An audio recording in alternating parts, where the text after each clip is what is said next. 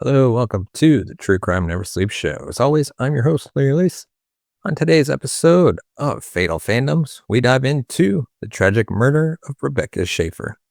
Before we do that, give me your thoughts on this case in the comment section below. And with that, let's dive right into today's episode, shall we?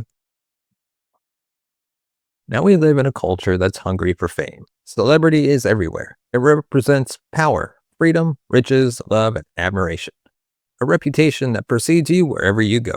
Celebrities are often our role models, and their lives represent the most visible peaks of privilege for the minority of us who attain the celebrity that so many dream of. Those lucky individuals eventually learn that for as rare a privilege as it is to be a celebrity, it's also accompanied by some equally rare burdens, sacrifices, and risks. You don't quite realize what a gift anonymity is until you've lost it. And one of the risks of being in the public eye is that of the many millions of radar screens you suddenly find yourself on, somewhere out there, one of those radar screens might be cracked. You may have people out there who want to do you harm. People whose existence you aren't even aware of, thinking about you every waking hour, maybe losing sleep over you, building a fantasy around you in which you're their co-star, and the lines between fantasy and reality become blurred. In the summer of 1989, an up-and-coming Hollywood actor named Rebecca Schaefer was blindsided by the worst-case scenario version of this reality. And that's the story I'll be telling you today. From the outset of her life, Rebecca Schaefer seemed destined for success. Growing up in Portland, Oregon, Rebecca was the only child of Dr. Benson Schaefer, a child psychologist, and Dana Schaefer, a writer and university instructor. She was the apple of her parents' eyes. They showered her with love, and she continually made them proud. She was a quick learner, a good student, and popular among her peers. Both her parents were practicing Jews, and she initially wanted to become a rabbi, but in her junior year of high school, she began performing in school plays and modeling and discovered that performance came naturally to her, and her magnetic presence drew people to her. Her very first talent agent in Portland remembered her as fresh-faced and charismatic, with big brown eyes, dimples, and a beautiful smile. As a teenager, Rebecca began earning money modeling for department store catalogs and appearing in local TV commercials. And after appearing as an extra in a made-for-TV movie when she was 16, she spent a summer in New York City working with elite model management. She was so successful that she called her parents and asked for their permission to just stay in New York. They thought it over, and because they trusted Rebecca, they knew she was intelligent and mature. And because she was having the time of her life in New York, doing what she loved, they said, okay. The modeling agents who worked with her saw her as different from many of their other clients. She was serious about her work, despite her young age.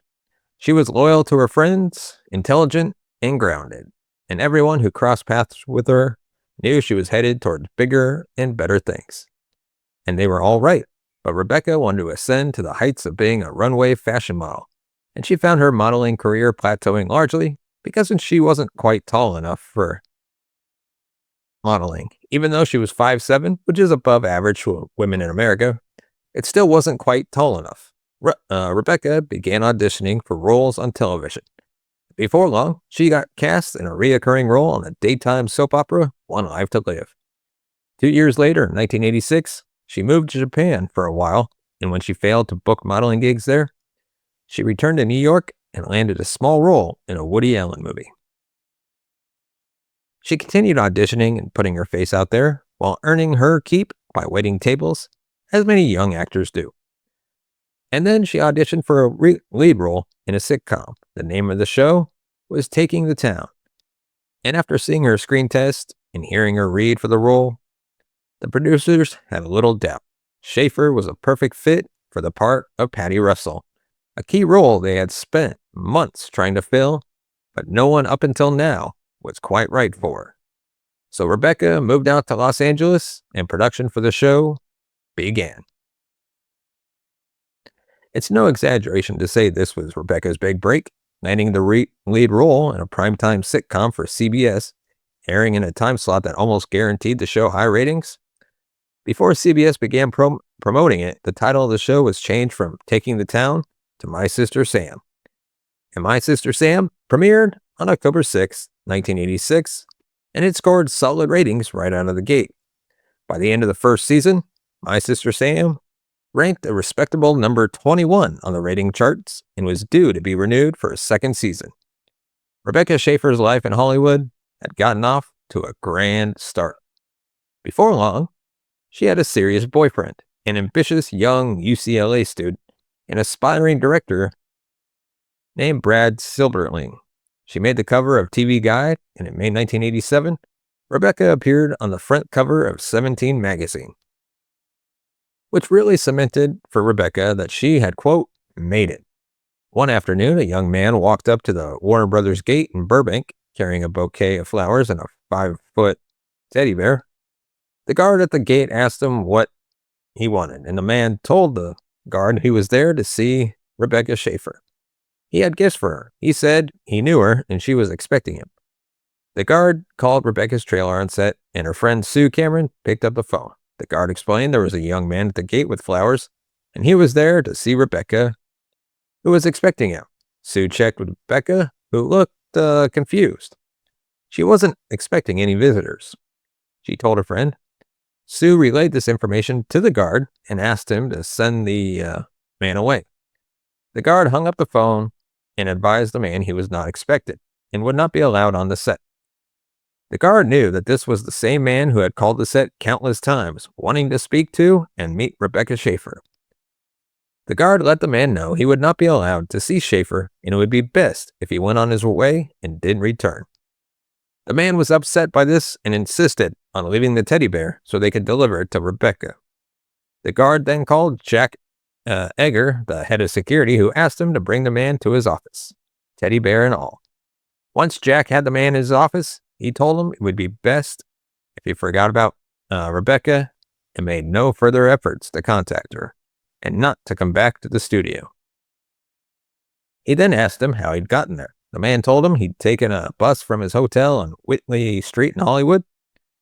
He asked the man where he was staying and then told him, quote, I don't think you should be boarding a city bus with that 5-foot teddy bear and all those flowers. Let me get you a ride back to Hollywood.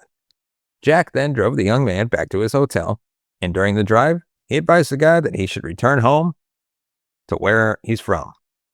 You're right, the man said. I'm going to do that. But he wasn't about to give up, and he wasn't done with Rebecca Schaeffer. It's safe to say she had a stalker. The young man's name was Robert John Bardo, and the opening act of his life had been the total inverse of Rebecca's. An 18-year-old high school dropout who worked menial jobs and whose life was going nowhere. Bardo had been beset by mental health issues for years. He was from a family with a history of mental health issues, and Bardo had what some described as a tortured childhood. Placed in foster care after being abused by one of his 6 siblings, he was diagnosed with bipolar disorder and institutionalized at age 15. One of his teachers would describe him as a ticking time bomb. He often threatened neighbors and classmates, and in his freshman year of high school, he dropped out and took a job as a janitor at a local Jack-in-the-Box fast food restaurant. He first became aware of Rebecca Schaeffer in the summer of 1986 when he saw a promo on TV for My Sister Sam.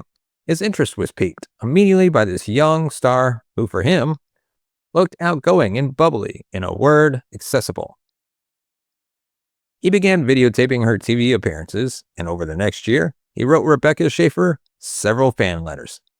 Many celebrities in the industry, and this is mainly in the days before social media, would use fan mail or fan services to respond to fan mail.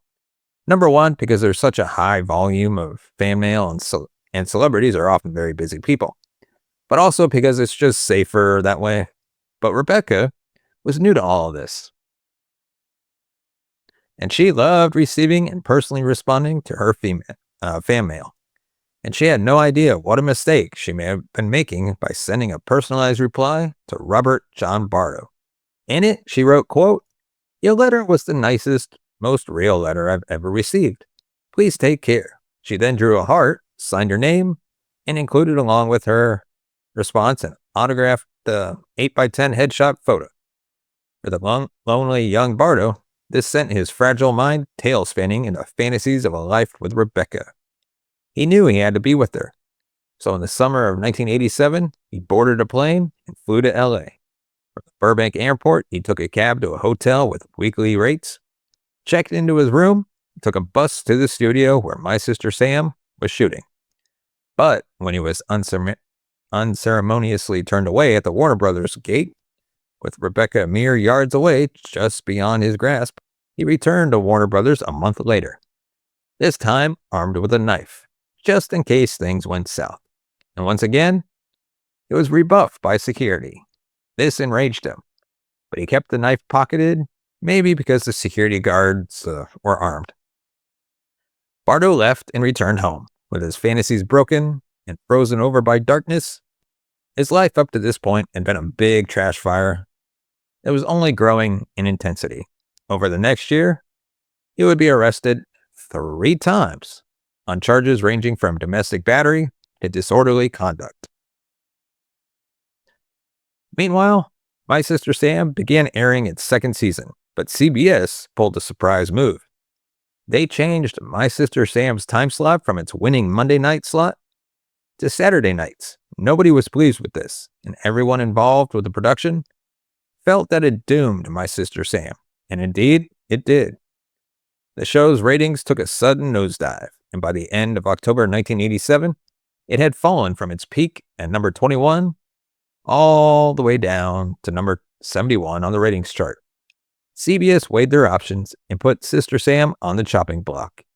And while they decided whether to go ahead and cancel it or not, they put the show on hiatus. This resulted in an outcry from its fans. Letters of support began pouring in, and then the Writers Guild of America went on strike in March of 1988. History does tend to rhyme, doesn't it? And that lasted for 4 months. CBS, knew the strike was brewing, so the network executives had cannily allowed My Sister Sam to continue production through the end of 1987, despite putting the broadcast on hold. So when the strike began, CBS had enough episodes in the can that they put the show back on the air in March of 1988. And when I say in the can, I mean it literally in this case, because My Sister Sam, like most sitcoms in the 80s, was shot on actual film stock. So CBS had enough unaired My Sister Sam in the can that they were able to return it to the broadcast during the 1988 WGA strike. And they moved it from its ill-fated Saturday night time slot to Tuesday nights, hoping that it would give the show's ratings the boost it desperately needed. By the end of April, My Sister Sam was once again pulled from the CBS lineup. Alright folks, quick moment before we dive back in. If you love what we're doing here and you want to help us take True Crime Never Sleeps to that next level, you can support the show over at buymeacoffee.com/TCNS. Every contribution, whether it's the cost of a cup of coffee or something bigger, goes directly into making this show even better. And I don't just mean better audio. Your support helps us upgrade our gear, invest in sharper, more in-depth investigations, and even bring on additional hosts so we can tell these stories with the attention and quality they deserve. We're building something bigger here, and you can be a real part of that. Plus, one of our long-term goals is to take this show on the road. Live recordings from infamous crime scenes and locations across the country, letting you experience these stories in a totally different way. Travel, research, production, food, it all adds up, and that's exactly what your donations make possible. So if you want to help us expand, grow, and keep delivering content that actually keeps you thinking long after the episode ends, head on over to buymeacoffee.com/TCNS and chip in if you can. It genuinely makes a difference. All right, let's get back to the episode. And this time, it wasn't coming back. The following month, the network announced that they had made the decision to just cancel the show, leaving 12 already finished episodes unaired. This was disappointing news for Rebecca Schaefer, but she was resilient and knew her worth. She was still only starting out, and she knew that bigger and brighter things lay ahead for her, onward and upwards. Meanwhile, one person who was not very resilient was Robert John Bardo. Back home, he was still reeling over what had happened in LA, and he was thinking about Rebecca, a person he had never met, every minute of every hour of every day, seething with pain and anger over that which he could not have. And he couldn't let that go. He wouldn't let it go. He couldn't accept it. He had to figure out a way back into her life so they could have the relationship he knew in his mind they were destined to have. Rebecca Schaefer wasn't the first public figure Bardo had been obsessed with. When he was in his early teens, he had developed a fixation on Samantha Smith, a child actor who worked on the Disney Channel and became famous for her peace activism. Samantha wrote letters to Soviet leaders asking them why relations between the Soviet Union and the United States remained so tense. She was like the Greta Thunberg of her day. Bardo stalked Samantha Smith, traveling to Maine in an attempt to meet her, but he wasn't successful. And then in August 1985, Samantha was returning from a production shoot with her father when the small commuter plane carrying them slammed into some trees during landing, killing everyone on board. Bardo grieved and then turned his attention to teen pop stars Tiffany and Debbie Gibson, traveling to New York in yet another unsuccessful attempt to meet a star he was fixated on. And then eventually he laid eyes on Rebecca Schaefer and wouldn't give up the way he had before. In 1989, Rebecca landed a supporting role in an independent film called Scenes from the Class Struggle in Beverly Hills. And on June 30th, the movie opened on one screen in Tucson, Arizona. Among the ticket buyers that weekend was Robert John Bardo. I must point out, this was 1989. We're talking pre-internet movie database and Wikipedia. So a guy like Bardo had to go out of his way to stay on top of what a performer like Rebecca Schaefer was up to. He had to have been reading a lot of entertainment publications for it to have entered his radar that Rebecca had a small supporting role in this little indie movie that was barely released. So the weekend opened, he went down to the Cineplex Theater and bought a ticket to see Scenes from the Class Struggle in Beverly Hills. He sat and watched the film, disappointed by how few scenes Rebecca was in. He was there to see Rebecca, not Ed Begley Jr. or Wallace Shawn. But then, midway into the film, Rebecca's character had some more screen time, and it was in a scene that would send Bardo over the edge, past the point of no return. That fateful scene was a montage of various characters in bed together, and one of the shots shows Rebecca's character under the covers in bed, sleeping next to a male character, implying that they'd had sex. It wasn't a full-on sex scene, mind you. It was the mere implication that Rebecca's character had sex with this guy that sent Bardo spiraling. Like he couldn't distinguish between her character and the actress playing her. Couldn't tell fiction from reality. Bardo left the theater blinded by rage and thinking pitch black thoughts. For him, Rebecca Schaefer was, in Bardo's own words, just another Hollywood whore. And for that, he was going to make her pay the ultimate price. Bardo then went to a gun shop in Tucson and tried to purchase a firearm. But the gun shop owners read on Bardo told them that this might not be someone who should have access to a gun.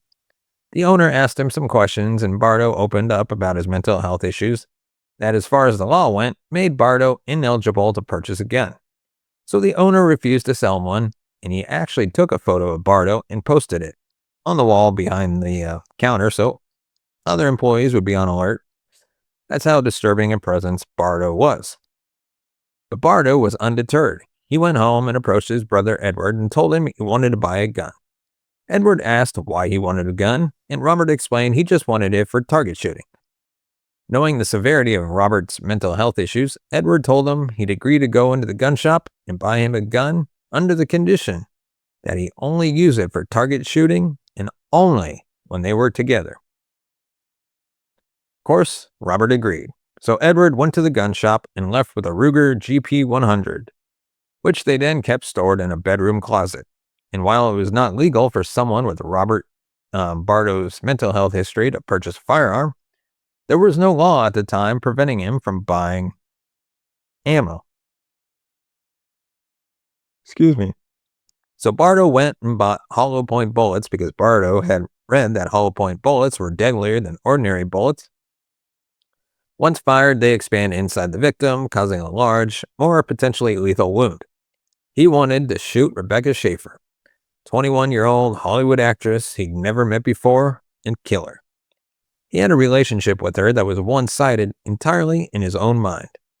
A relationship with Rebecca Schaefer that Rebecca Schaefer was entirely unaware of.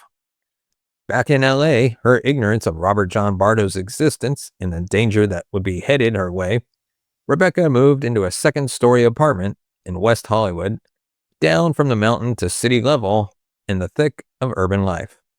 Like most tenants in apartment buildings, Rebecca's last name was on her outside mailbox,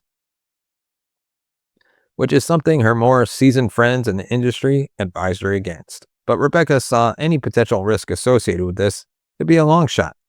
She had bigger things to concern herself with, like her career. And when she got word from her agent that Francis Ford Coppola, the director of the Godfather movies, wanted to audition her for a part in The Godfather Part 3, this represented the single most exciting thing that had come her way to date. More exciting than that cover of 17 magazine. I mean, it is the Godfather franchise. Hell, I'd be on that movie. More exciting than My Sister Sam. And though she would be competing against other bigger celebrities like Madonna, she was confident in her charm and her abilities. Rebecca projected innocence, vulnerability, and accessibility.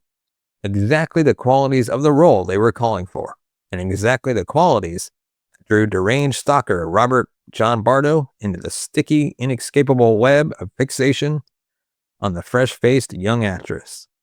At this point, nothing would stop Bardo. Bardo had remembered reading about an incident that had taken place in 1982 with another Hollywood actress named Teresa Saldana. One of her biggest fans was an unstable 46-year-old man from Scotland named Arthur Richard Jackson, who became obsessed with her and decided he had to meet her.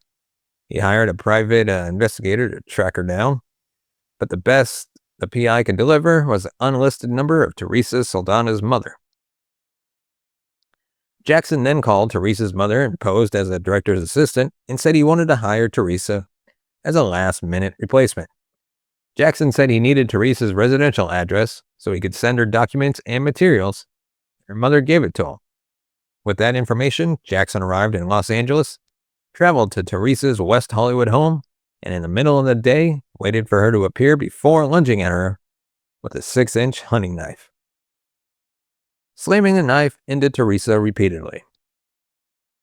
People stood by watching and doing absolutely nothing until a delivery man named Jeff Fenn heard Teresa's screams and rushed from the second story of a nearby apartment building, subduing Jackson long enough for the police to arrive and place him under arrest. Teresa was taken to the hospital with 10 stab wounds and a punctured lung. Luckily, she survived this attack, which took her 4 months to recover from. So Robert Bardo read about this and found it inspiring. A light bulb was lit above his head, and he picked up the phone, hired a private investigator of his own. A private investigator named Anthony Zinkis to find Rebecca Schaefer's home address. Zinkis went to the DMV in LA, where at the time you could pay a small fee like $5 and get anyone's home address. Zinkis then got back to Bardo and gave him Rebecca Schaefer's home address, 120 North Sweetser Avenue, West Hollywood, California. Within days, Bardo was on a Greyhound bus to Los Angeles. His family thought this was crazy, of course, but they didn't intervene because it didn't seem likely he'd get to a Hollywood star or that he would actually harm her. On the night of July 17th, Rebecca and her boyfriend Brad returned to her apartment after seeing a movie. They talked for a while. She was excited to meet with the director of the Godfather movies, and she was expecting delivery of her sides by the next morning. Sides, by the way, are the parts of a script an actor receives to prepare for an audition. Excuse me. The script for Godfather Part 3, like any major Hollywood movie in pre-production, was heavily guarded under lock and key, so actors auditioning would receive only the parts of the script that are relevant to their characters. Someone was expected to show up the following morning with those sides, so Rebecca wanted to get some sleep for her big day. She also had plans to attend a concert that night with her friend Barbara, and so Brad left to go back to his apartment instead of staying over with Rebecca. The next morning, Robert Bardo got off his Greyhound bus and made his way to the area of Sweetser Avenue in West Hollywood. In his hands, he was carrying the autographed picture Rebecca had personally sent him, inside a bulky manila envelope. He went around her neighborhood and began showing people the photo, asking them if they knew the woman in the photo and if they knew where she lived. The people he approached instantly recognized that he seemed odd and out of place. But this was also LA, which is no stranger to drifters and a little bit of weirdos. Bardo walked into the neighborhood looking at the address and finally found 120 North Sweetser. He walked up to the front door and he looked on the mailboxes, saw Rebecca's name, and rang her buzzer. Now, normally, each apartment in this building had an intercom system where the resident could communicate with, whoever was ringing their bell. But unfortunately, Rebecca's was broken. And since she was expecting that delivery of her Godfather Part 3 sides, she went down to the front door and opened it, thinking it may be those. But it wasn't. There stood a strange-looking stranger, a man that she'd never seen before, Bardo. In that moment was shocked that Rebecca Schaefer had actually come to the front door and was standing before him. Even though it had always been his objective to meet her, he couldn't have imagined it would ever be this easy, since up to this point, it had kind of been difficult. But here she was. He was nervous. He began mumbling, tripping over his words as he told her he was her biggest fan. Showed her the autographed photo. Trying to be nice, Rebecca shook his hand and told him it was nice to meet him, but she had to get ready for an interview and she didn't have time to talk. She wished him well and asked him to please not come to her home again. She then closed the door and Bardo stalked away, furious that she had simply dismissed him. As Rebecca went back upstairs, Bardo made his way to a nearby diner and ordered breakfast. He sat and ruminated, thinking about what he was going to do next, and then, after he finished his meal, he went to a payphone and called his sister. "You're going to hear something about me pretty soon," he said ominously. After he hung up, he left the diner, walked back to Rebecca Schaefer's building, and rang the buzzer once again. Rebecca was actually in the middle of a shower when she heard the buzzer, and not wanting to miss the script, Rebecca threw on a bathrobe and ran back downstairs, not imagining that the man from earlier wouldn't have gotten the hint and would be back at her front door. But she opened the door, and there he was again. This time she was irritated. She hardened her tone. "Look," she said, "I'm really busy today, and you're wasting my time." "There's something I forgot to give you," he said, reaching behind him, pulling the gun from his waistband, whipping it around in front of him, and firing one shot, point-blank range, into Rebecca Schaefer's chest. Rebecca cried out and asked why. She fell to the ground, and Bardo walked away. Rebecca's neighbors, shaken by the deafening blast of the gun, followed by a sobbing, raced out to find Schaefer lying motionless on the ground, bleeding from a chest wound, with her eyes open but empty. Police and medics were called. By the time they arrived, Rebecca Schaefer was rushed to the emergency room. But it was too late to save her. After 30 minutes of intense medical attention, she was pronounced dead at 22 years old.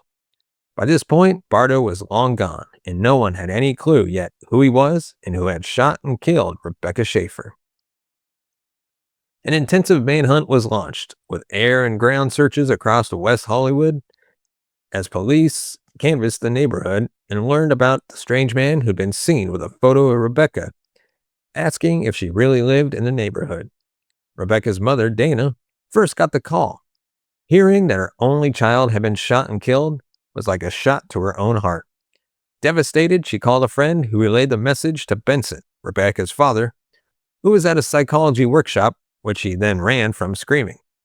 Benson and Dana Schaefer flew to LA and saw their daughter's lifeless body in the morgue, confirming that this wasn't an error. Rebecca was dead. When reports of her murder hit the evening news, Bardo's family saw it on TV and immediately feared the worst. Edward Bardo ran to the closet to check if the gun he had bought his brother was still there. It wasn't. It was missing.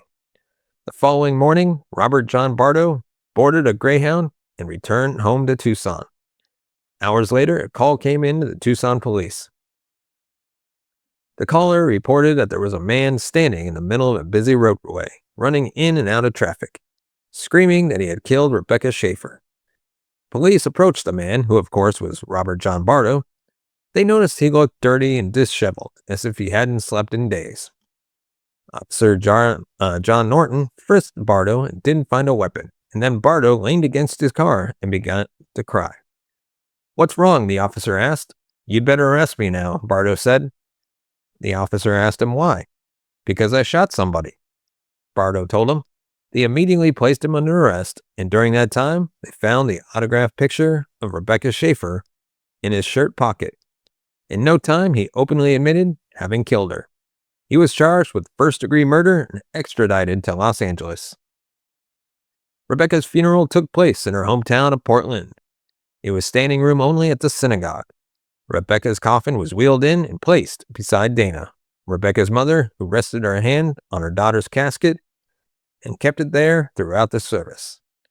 The woman assigned to prosecute Bardo was a young attorney named Marcia Clark, who you all know as the lead prosecutor in the O.J. Simpson trial, but obviously that would be years later. Bardo was not denying that he killed Schaefer, but his attorneys mounted a defense that focused on Bardo's mental health, trying to make the case that Bardo's mental illness impaired his capacity to carefully plan and premeditate and diminished his culpability. And among what they were presenting was that it was a U2 song called Exit off their 1987 album, The Joshua Tree, that had driven Bardo to kill. Incidentally, that song is about a psychotic killer. It contains the line, quote, "His hand in his pocket, his finger on the steel. The pistol weighed heavy. His heart he could feel was beating." Bardo stated that when he heard this song, it felt like he was hearing his destiny being delivered to him. During the trial, they played the song in the courtroom, and Bardo, as he listened to the song, seemed to really come alive, as though he were possessed. He was rocking out in the defendant's chair, mouthing the words, singing along, bopping back and forth. It was quite a sight. Those testifying included the head of security from Warner Brothers, Robert Bardo's parents Philip and June, neighbors who heard the gunshots, and a forensic psychologist, Park Dietz. Park Dietz had actually testified in the trial of John Hinckley Jr., the guy who attempted to assassinate Ronald Reagan, in order to impress actress Jodie Foster, which we will dive into next week for our season finale. And Dietz had later testified in the Unabomber and Jeffrey Dahmer trials. Dietz testified for the defense, telling the court that Bardo was schizophrenic and not fully accountable for what he had done, but Clark sought to prove premeditation and special circumstances to ensure Bardo was locked up for good. At the trial's conclusion in October 1991, the judge, this was a non-jury trial, declared that Bardo was sane when he murdered Rebecca Schaefer and found him guilty of first-degree murder with special circumstances. Bardo was sentenced to life in prison without the possibility of parole, and he's currently serving out his sentence in California. On the way out of the courtroom, Rebecca's boyfriend, Brad, addressed Bardo and told him, quote, "Your cowardice is going to haunt you for the rest of your life." Brad went on to a successful career in Hollywood, directing such movies as Casper and City of Angels. In 2002, he wrote and directed a movie inspired by his dealing with the aftermath of Rebecca's murder and her family's grief. That movie was Moonlight Mile, with Dustin Hoffman and Susan Sarandon as the parents of a murdered woman and a relationship with a dead woman's boyfriend. The cast of My Sister Sam did an anti-gun PSAs, and friends of Rebecca have helped lobby for gun control and more stringent anti-stalking laws. Rebecca's murder led to the criminalization of stalking in the state of California, making it illegal to, quote, "follow, harass, and threaten another person." And in 1994, the Driver's Privacy Protection Act was signed into law, preventing the DMV from releasing people's residential addresses. Much like Patrick Sherrill became the poster man-child for going postal, Bardo was the textbook face of the obsessed fan. But stalking of public figures has only gotten worse in the years since. Rebecca Schaefer certainly wasn't the only celebrity killed by a deranged fan. In her murder, there were eerie echoes of not just John Hinckley Jr.'s attempt to assassinate President Reagan, but also John Lennon's murder in 1980. And weirdly, the one tie that binds all three crimes is the book, The Catcher in the Rye. All three men were found to have this book in their possession after gunning down their targets, including Robert Bardo, who was carrying a copy of this book when he shot and killed Schaefer, flinging it onto the roof of a nearby apartment building as he fled the area. But The Catcher in the Rye is blameless. If you love The Catcher in the Rye, it's okay to keep on loving it. Books don't drive people like Bardo to kill. Songs don't drive people like Bardo to kill. That drive is an inner drive from deep psychological damage and unchecked soul rot. People like Rebecca Schaefer are a light in their darkness. And if they can't have total possession of those people, they snuff out their lights. That's the explosive cocktail of an impoverished existence and a warped mind. If you're a public figure, there's always a risk that some person out there, among the 8 billion of us on this planet, some person whose existence you're entirely unaware of, is thinking about you just a little too much. Thinking about you in ways that, if you knew about it, would disturb you to your core. And sometimes those people reach out and don't go away. And sometimes those people kill. Many other celebrities have had stalkers, and the laws on the books are so loose about prosecuting stalkers and protecting victims that celebrities often have to hire private security consultants when they have stalkers who won't leave them alone and feel like they pose a danger.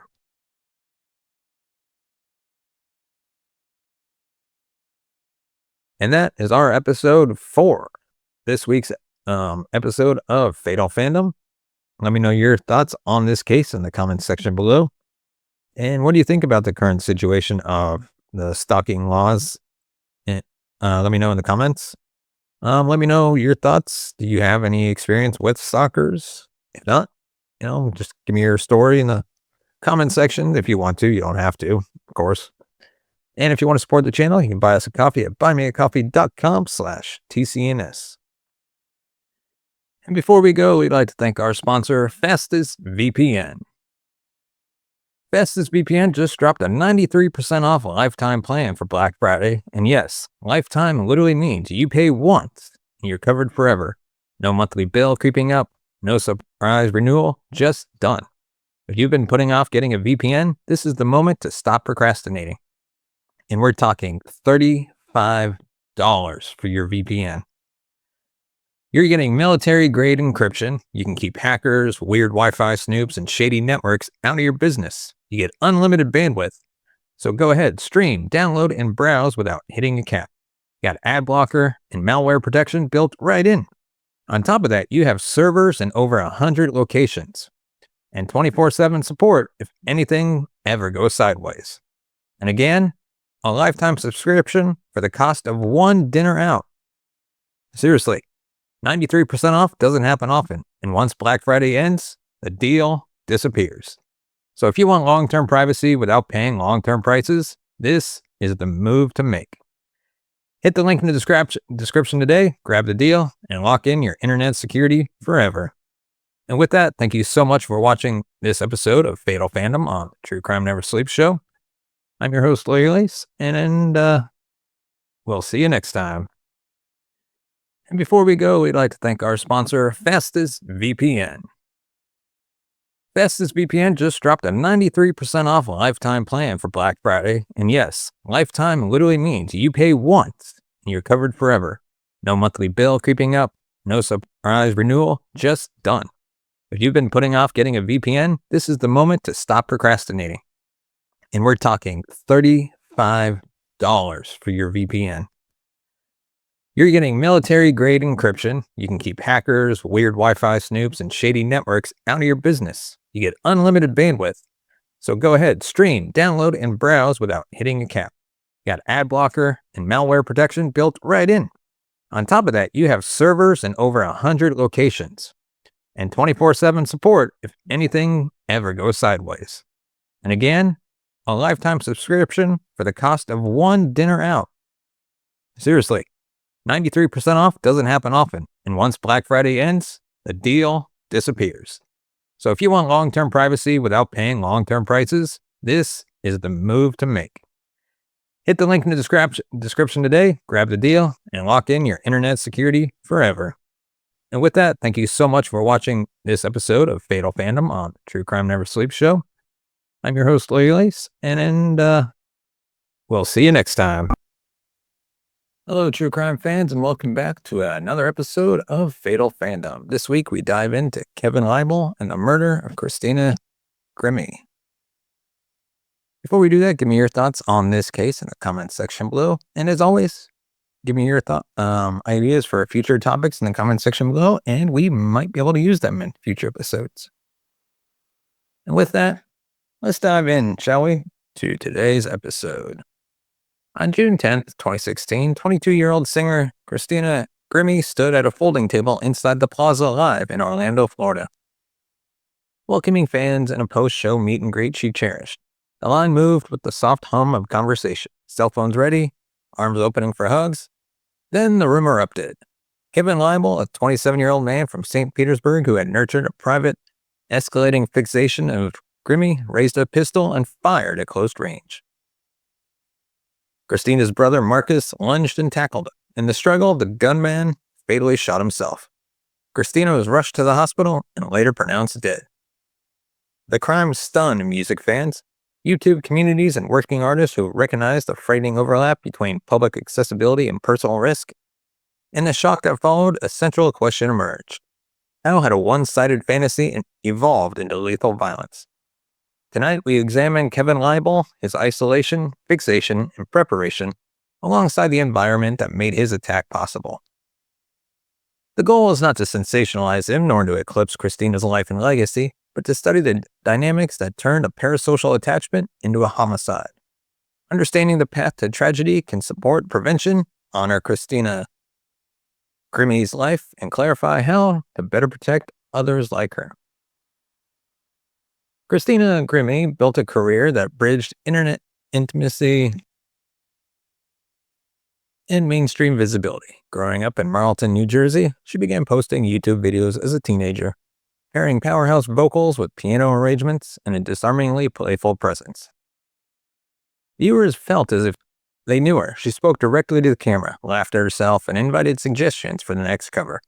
Her channel grew rapidly, landing collaborations, small tours, and a devoted community that organized around her as both artist and friends. When she competed on season 6 of The Voice, coached by Adam Levine, she placed third yet vaulted into broader recognition. The TV spotlight confirmed what YouTube had already shown. Christina had range, drive, and a knack for connection. She wrote original music, performed with precision, and displayed humility in rooms where egos easily expand. The same accessibility that built her fanbase also shaped her live shows. Meet and greets mattered. She hugged fans, signed items, and treated everyone like a person, not a purchase. That generosity, so rare in transactional culture, was part of her art. It also brought risk. Smaller venues often ran lean on security, staffing, and equipment. A signature strength of Christina's brand was intimacy. The challenge was that intimacy requires boundaries. Christina's grace with fans was genuine. The structural risks were real. Kevin Leibel did not fit the sensational archetype of a headline villain. He was quiet rather than theatrical, methodical rather than flamboyant. He lived with his father in St. Petersburg and worked on computers and electronics retailing, solving technical problems behind a counter while customers waited. Co-workers later described him as technically incompetent and socially awkward, a man of routine who revealed little about his inner life. Over time, some noticed changes, weight loss, alterations in grooming, and references to personal procedures, while others saw only a reserved colleague who kept his head down. People who encountered him casually would have had no obvious reason to connect him to interpersonal violence. Yet isolation can be a poor incubator for perspective. Without a circle of trusted friends, a person's private story can drift unchallenged toward extremity. In that vacuum, algorithms repeatedly serve the content one already seeks, reinforcing a single narrative. Leibel's habits reportedly narrowed, his social world contracted, and his preoccupations deepened into rituals that offered structure but not connection. When the subject of Christina Grimmie surfaced, some coworkers recalled sensitivity and defensiveness that hinted at an internal storyline. None of this made violence inevitable. It did, however, sketch the contours of a life organized around silence, secrecy, and the absence of structured intervention. Most fans navigate parasocial relationships, one-sided bonds with public figures, without harm. They feel inspired, buy tickets, and move on with healthy boundaries intact. Risk arises when admiration fuses with entitlement. For a vulnerable minority, accessible media and algorithmic repetition can seed a conviction that the performer owes them acknowledgement, affection, or destiny. In that cognitive fog, no relationship can be misinterpreted as a hidden relationship thwarted by outsiders. Reports after the shooting described Leibel as someone who consumed Christina's public content extensively. The crucial detail is not volume alone, but meaning. He appears to have woven scattered signals, a lyric here, a gesture there, into a narrative of private significance. When a fantasy acquires structure, it seeks confirmation. Every like, live stream, or fan interaction can be mistaken for a personal reply. Those who study targeted violence emphasize pathways, not snap explosions. Interest, identification, fixation, planning, and a final threshold. Leibel's pathway likely followed this arc. He appears to have idolized Christina, then interpreted her openness as intimacy, then located obstacles in the imagined judgments of others, then slid towards planning. Entitlement sharpened into grievance. Grievance reframed reality. Reality resisted. Violence became, in his mind, the assertion of control. The tragedy in Orlando was the terminus of a story he authored alone. Premeditation in cases like this often look banal until the final frame. Investigators determined that Leibel acquired firearms and a hunting knife and carried extra magazines. He chose a venue where security practices were lighter than at arenas, relying then on bag checks rather than universal magnometers. He studied travel routes and timing, arriving at a moment designed to optimize access. The post-show meet and greet, when energy is high and vigilance dips. Escalation also showed up in personal routines, the narrowing of interests, the centering of a single person as purpose, and the willingness to reorganize life around that focus. People around him saw fragments. New habits, changed appearance, prickliness around jokes, and silence when asked direct questions. None of these details alone predicted a crime. Together, they suggested direction. In many workplaces and social circles, there is no clear mechanism to collect weak signals that matter only in aggregate. Threat management is a systems problem. It demands channels that capture pattern, not panic. By the time Leibel entered the Plaza Live with concealed weapons, he had moved far along a plan and no corresponding channel that meaningfully engaged him.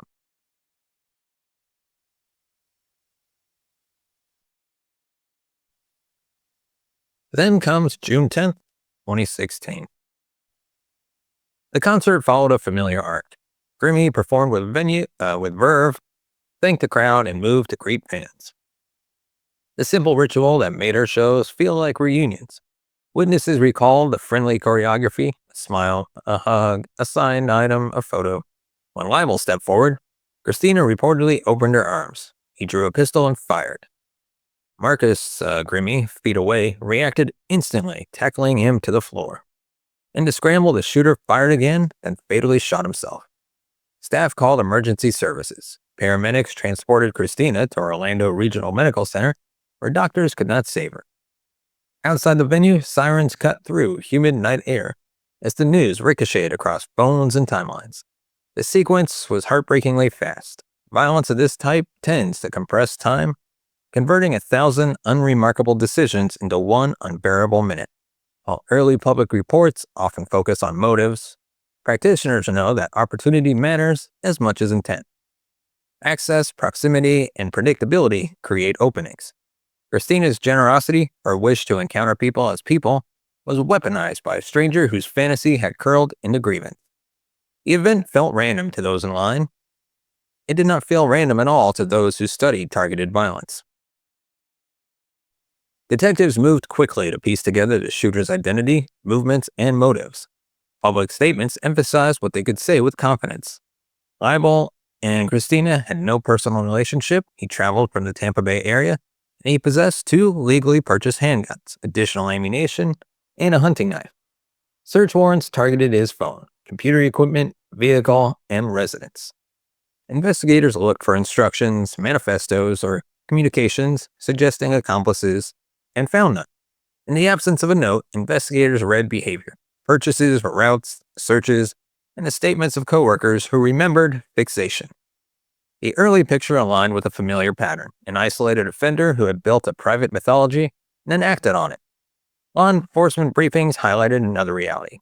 Venues vary greatly in equipment and training, and layered security is uneven across the live entertainment ecosystem. While the investigation clarified details of Leibel's preparation, it also underscored how swiftly such attacks unfold once access is achieved. The timeline from arrival to gunfire could be measured in minutes. For prevention to work, it must begin long before a single show date appears on a calendar. Workplaces are often where weak signals first collide. After the killing, some coworkers described Leibel's solitary breaks, his sensitivity when Christina's name surfaced, and comments that sounded like future tense certainty about a relationship that did not exist. Others remembered nothing notable at all. That split is common. Ambiguous behavior rarely reads the same to everyone. The challenge is not to deputize employees as diagnosticians, but to provide simple, stigma-minimizing avenues to flag concerns when multiple oddities begin to rhyme. Effective systems set low thresholds for reporting and protect against retaliation. They also distinguish between bias and behavior. The question is not whether someone is weird, but whether they are displaying patterns associated with progression towards harm. Fixation, entitlement, grievance, and planning. In retrospect, clues can look neon. In the moment, they are scattered sparks. The lesson is to design collection, not to demand clairvoyance. Anonymous forms, confidential liaison, and training that frames reporting as care rather than punishment can transform a culture. The point is not to surveil every eccentricity, but to ensure that when little things start to align in troubling ways, there is a place for that information to land and a process that can assess it responsibly. The Orlando Tech Accelerated and recalibration already underway at music venues. Mid-sized theaters had relied on community norms, bag checks, visible ushers, a few off-duty officers on busy nights.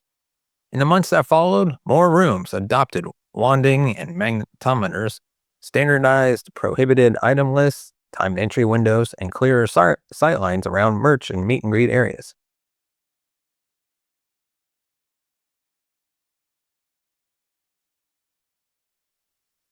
Promoters expanded pre-show briefings to include threat reporting protocols, code phrases, and contingency rules. Artists and managers reassessed the choreography of access, moving tables, defining standoff distances, and ensuring that hospitality did not override prudence. Critics worried that new leaders would chill the intimacy that makes small shows special. Supporters countered that invisible preparation preserves intimacy by hardening the perimeter before the hug, not during it. The conversation inevitably widened to firearms policy, mental health, and the uneven distribution of security resources across cities and scenes. No single change could guarantee safety, but the combination of architecture, staffing, and practice response improved odds. In safety work, perfection is a mirage. The aim is resilience, the capacity to deter some attacks, disrupt others, and recover without compounding harm. Entertainment professionals continue to draw from the tragedy while insisting that grief is not a strategy. The public grieving that followed illustrated social media's double edge. Within hours, hashtags trended, memorial art circulated, and clips of Christina's performances were shared by millions who wanted to celebrate her life. Many outlets focused on Christina's talent and generosity, amplifying tributes from family, friends, and colleagues. Others, chasing clicks, censored the shooter or rehashed speculation that added a little light. Ethical coverage elevates victims, reduces the notoriety paid to perpetrators, and contextualizes the structural factors at play. It's possible to honor Christina without platforming the person who killed her. Responsible coverage also resists the temptation to speculate about diagnoses, to frame violence as inevitable, or to imply that a victim's openness caused the crime. Editors can adopt policies that limit the shooter's name, emphasize resources for survivors, and link to support rather than graphic material. Platforms have duties too. Algorithms that reward sensational thumbnails and recycled crime footage can be tuned to uplift profiles of the victim's work, charity links, and prevention guides. For the Grimmy family, the aftermath stretched beyond headlines into the daily work of remembrance. Public ceremonies alternated with quiet grief. Collaborators spoke of Christina's studio discipline, her delight in harmonies, and the way she treated crew as kin. In time, the Christina Grimmie Foundation took shape, supporting families affected by gun violence and breast cancer, two threads woven into the family's story. The foundation's grants, events, and partnerships became a living memorial, turning sorrow into service. Fans found ways to honor her through covered projects, scholarships, and charity streams. The idea was not to fossilize Christina in a single narrative of loss, but to keep making the kind of good she made, one family at a time. In cities around the world, informal memorials sprouted where fans gathered to sing, lay flowers, and tell stories about how a video or lyric helped them through lonely years. Benefit concerts raised money for causes Christina championed, while peers redirected attention towards constructive change. The mission crystallized a private love into public service, helping families navigate hospital bills, travel, and the maze that follows violent loss. Clinical literature describes 5 broad stalking motives: rejected, resentful, intimacy-seeking, incompetent, and predatory, while cautioning that cases blur categories. Public figure stalkers often cluster in the intimacy-seeking group, convinced that the target secretly reciprocates. Common cognitive themes include magical thinking, we are destined, externalization, others are keeping us apart, and grievance when reality intrudes. Risk escalates with access to the target's routines, weapons, and triggering events that collapse fantasy. Warning signs include fixation on a single person, boundary testing, collection of personal details, sudden investments in status or appearance to deserve the target, and leakage, comments that hint at intent. Researchers emphasize warning behaviors, pathway planning, identification with other attackers, leakage of intent, last-minute clean slate actions, and a crystallization of grievance. Importantly, mental illness alone does not predict violence. Most people with diagnoses are nonviolent. What matters is the pattern: fixation, entitlement, and excess converging. Early non-judgmental engagement, wellness checks, and counseling can redirect trajectories. Threat management borrows lessons from high-reliability industries. Build systems that catch small errors before they compound in live events. That means standardized checklists, logging anomalies, and elevating decisions to the right person fast. A patron who refuses to remove a backpack, lingers after a show, or asks probing questions about backstage access may be harmless. The point is to record and compare, not to profile. Many tours now designate a staff member who owns incident intake and liaison. Effective plans designate a law enforcement contact, adopt a simple incident command structure, and script de-escalation phrases for staff who must refuse unreasonable requests without inflaming tempers. Tours can cultivate a left-off boom culture, celebrating near misses reported by ushers and merch sellers. After-action teams should hold brief, plain light reviews that assign owners for fixes before the next show. Safety is not a gadget, it's a habit built day by day. Kevin James Leibol was 27 when he murdered Christina and then himself. He was not a monster from folklore, but a lonely, fixated offender whose private mythology metasized into violence. Understanding his path is not about pity, it is about prevention. Every avoidable friction that was missing, robust screening, structured reporting, informed boundaries, formed a lesson written in grief. Yet the final words belonged to Christina, a fearless musician who treated fans like friends, chased craft with discipline, and carried kindness into rooms built for noise. To honor her is to center her work in the way she moved through the world, not the man who ended her life. It is to demand safer spaces without surrendering the warmth that makes live music matter. It is to resource the unglamorous work of planning, training, and follow-through, so generosity is protected rather than punished. Remembering her means centering the generosity she modeled and investing in the structure that protects artists and audiences who gather in hope. The work belongs to venues and platforms, to friends and coworkers, and to fans who understand that love for an artist is safest when it respects distance and consent.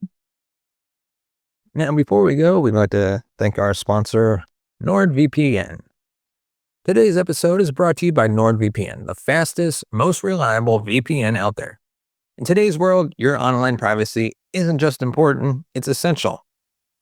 Whether you're checking your bank account on public Wi-Fi, streaming your favorite shows, or just browsing, you don't want prying eyes on your data. With NordVPN, you get top-tier encryption that keeps everything you do online private. Plus, with servers in over 60 countries, you can unlock content from all around the world. Want to watch shows that aren't available in your country? With one click, you're there. And the best part, NordVPN is lightning fast. No lag, no buffering, just smooth, secure browsing. And right now, NordVPN is offering an exclusive deal for my viewers and listeners. Use the link in the description today to grab a massive discount on a 2-year plan plus 3 extra months for free. That's right, 72% off with 3 extra months for free. Protect your online life today with NordVPN because your data deserves to stay yours. And with that, give me your thoughts on this case in the comment section below. And do you have any memories of Christina? I vaguely remember this story happening. I think I remember seeing her on like one episode of The Voice. I don't remember specifically, and she didn't really stand out for anything when I watched her on the show, because I think I only saw her like one clip or something. But let me know your memories of her if you have any. And with that, if you want to support the channel, you can buy us a coffee at buymeacoffee.com/TCNS. Or just don't forget to give us a thumbs up. Hit that subscribe button down below. Hit the bell notification button so you never miss another episode. As always, thank you so much for watching and listening. We'll see you next time. Take care. Welcome to the True Crime Never Sleeps show. As always, I'm your host, Larry Lease. On today's episode of Fatal Fandom, we dive into Ricardo Lopez and the internet's first case of online stalking. Before we do that, give me your thoughts on this case in the comments section below, as well as give me your ideas for future topics you want covered in this episode. And with that, let's dive into today's episode, shall we? On September 16th, 1996, the neighbors of a young man in Hollywood, Florida, complained about a foul odor seeping from his apartment. When police arrived, they'd expect the routine tragedy of an unattended death. Instead, they found a meticulously staged scene, the body of Ricardo Lopez, a 21-year-old amateur artist, a video camera still on its tripod, and piles of handwritten journals. On his wall, smeared in black paint, was the phrase, "The best of me." What investigators discovered over the following hours stunned them. Lopez had left behind more than 800 pages of personal diaries and 22 hours of videotaped confessions, chronicling his descent into obsession with Icelandic pop star Björk. I'm not going to try to pronounce her last name. The tapes revealed not only his suicide, but also his attempt to send a letter bomb across the Atlantic. The package was intercepted in time. Björk survived. But Lopez's story, all at once horrifying and eerily modern, became infamous as the first case where celebrity stalking unfolded on the stage of the early internet. Ricardo Lopez was born in 1975 in Uruguay. His parents immigrated to the United States when he was a boy. Setting first in Georgia and later in Florida, he grew up between cultures, never fully fitting in. Friends from childhood recalled him as quiet and awkward, polite but withdrawn. While others developed friendships and explored teenage romances, Lopez retreated into solitude. He was overweight, painfully self-conscious, and convinced that women found him repulsive. By his late teens, he was describing himself in private writings as ugly, deformed, and incapable of intimacy. Yet he was not entirely without outlets. He enjoyed painting and sketching, often spending long hours with a brush in hand. He also kept notebooks, reams of lined paper filled with reflections, fantasies, and rants. Over time, those notebooks evolved into something darker, sprawling, obsessive diaries that blurred the line between reality and fantasy. Even before Bjork entered his life, Lopez gravitated towards parasocial attachments. He admired celebrities from afar, filling pages with notes about their appearances and imagined personalities. These attachments gave him a sense of belonging, but they also reinforced his belief that he could never connect with real people in his orbit.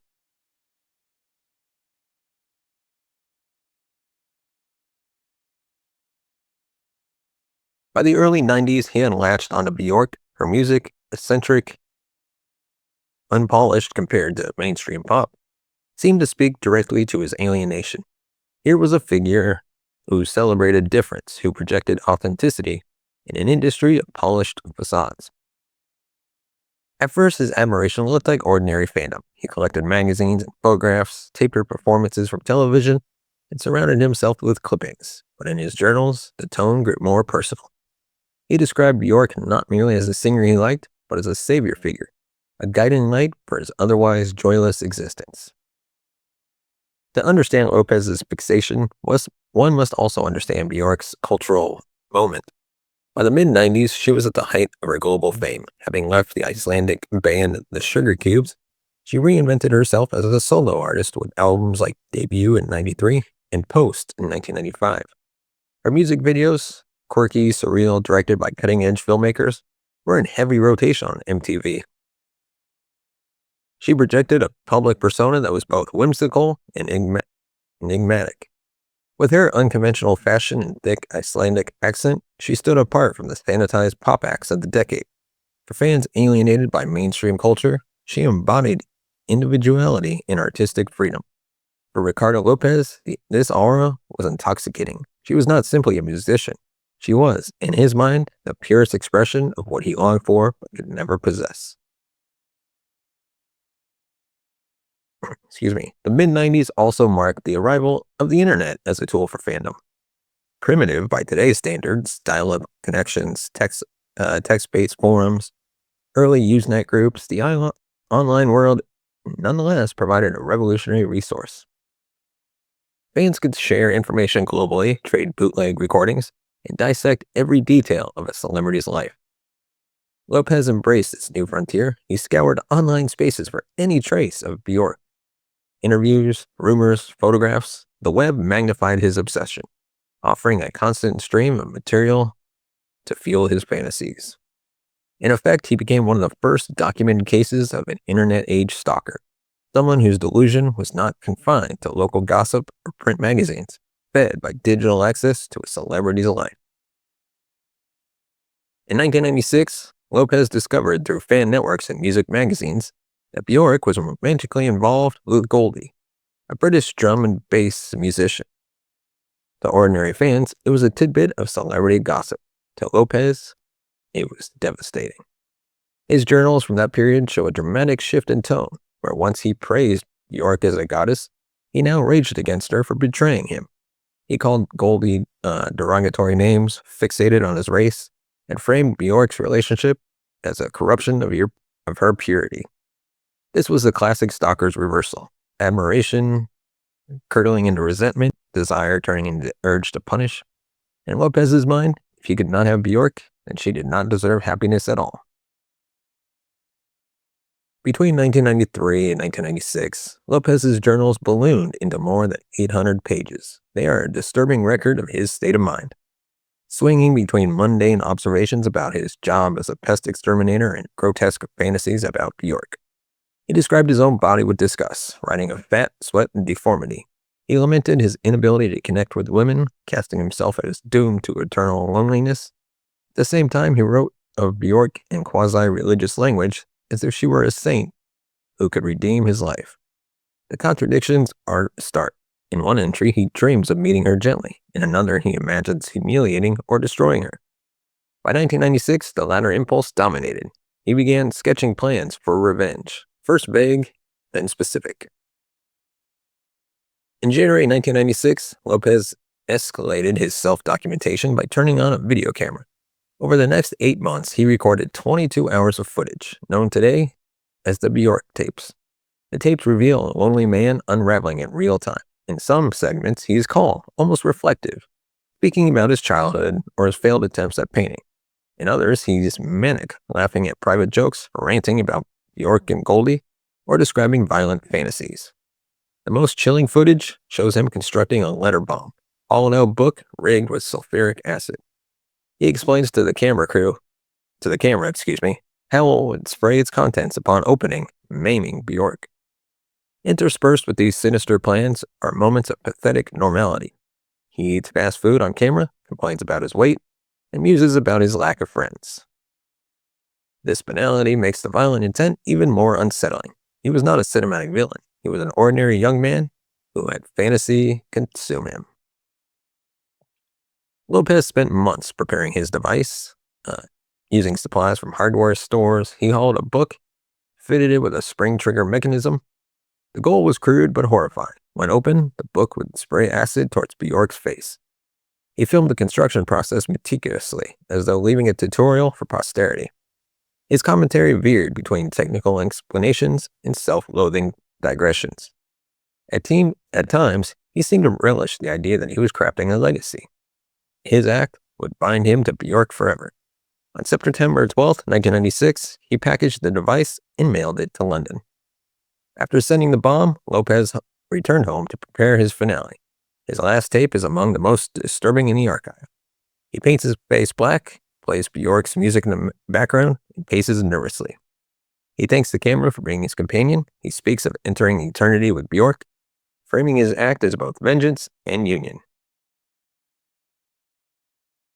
Finally, he sits before the lens, places a revolver to his temple, and pulls the trigger. The camera records the collapse of his body, slumping lifeless against the wall. He was 21 years old. 4 days later, police entered his apartment after neighbors reported the smell of decomposition. They found his body, the camera, and stacks of journals. Alarmed by his taped confession of mailing a bomb, they contacted British authorities immediately. Scotland Yard located and intercepted the package before it reached Bjork. The singer, though, shaken, was unharmed. Without that intervention, the outcome could have been catastrophic, not only for Bjork, but also for anyone near her when the package was opened. News outlets around the world seized on the story. The combination of celebrity, violence, and videotape confession proved irresistible to tabloids and television specials. Headlines branded Lopez as the Bjork stalker. Clips from his tapes, heavily edited, were broadcast as grim curiosities. For many, the case was their first encounter with the concept of a fan whose obsession turned lethal. For law enforcement, it was a wake-up call about the risks posed by parasocial attachments in the digital age. For Bjork herself, the incident was traumatic. She released a public statement expressing sympathy for Lopez's family and gratitude that the package had been intercepted. She also retreated briefly from public life, rattled by the knowledge that her fame had nearly cost her life. After Lopez's death, a psychologist pored over his journals and tapes, attempting to map the contours of his disintegration. Several themes stood out. First, there was his crippling self-loathing. Lopez's writings are filled with grotesque descriptions of his own body. He called himself a disgusting fat worm and claimed a woman recoiled at his presence. This points to possible body dysmorphic disorder, a condition where sufferers perceive themselves as hideously flawed despite little objective evidence. Second, his behavior reflected elements of rotomania, delusional belief that another person, often a celebrity, is secretly in love with the sufferer. While Lopez never explicitly claimed Bjork reciprocated his feelings, his journals reveal an imaginary intimacy. He believed he understood her essence better than anyone else. and he resented any intrusion into that fantasy. Third, there was the collapse into paranoid jealousy. When he discovered Bjork's relationship with Goldie, his idealization flipped into hatred. This reversal is common in stalkers. The object of obsession is placed on a pedestal, but when reality intrudes, the stalker seeks to destroy what they once adored. Finally, his tapes reveal profound oppression and suicidal ideation. Lopez repeatedly described his life as meaningless, his prospects non-existent. The bomb plot and his suicide were intertwined. He would die, but he would die leaving a scar on the world, ensuring he would forever be linked with Bjork. What makes Ricardo Lopez more than just another tragic stalker is the context of his actions. In 1996, the internet was still in its infancy, but Lopez was already using it to deepen his obsession. He spent hours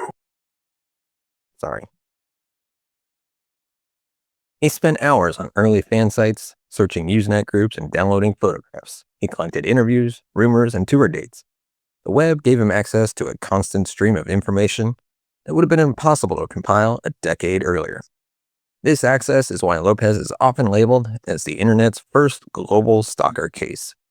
Previous stalkers, such as John Hinckley Jr., who shot President Reagan in 1981 to impress actress Jodie Foster, relied on print media and television. Lopez, however, operated a new paradigm.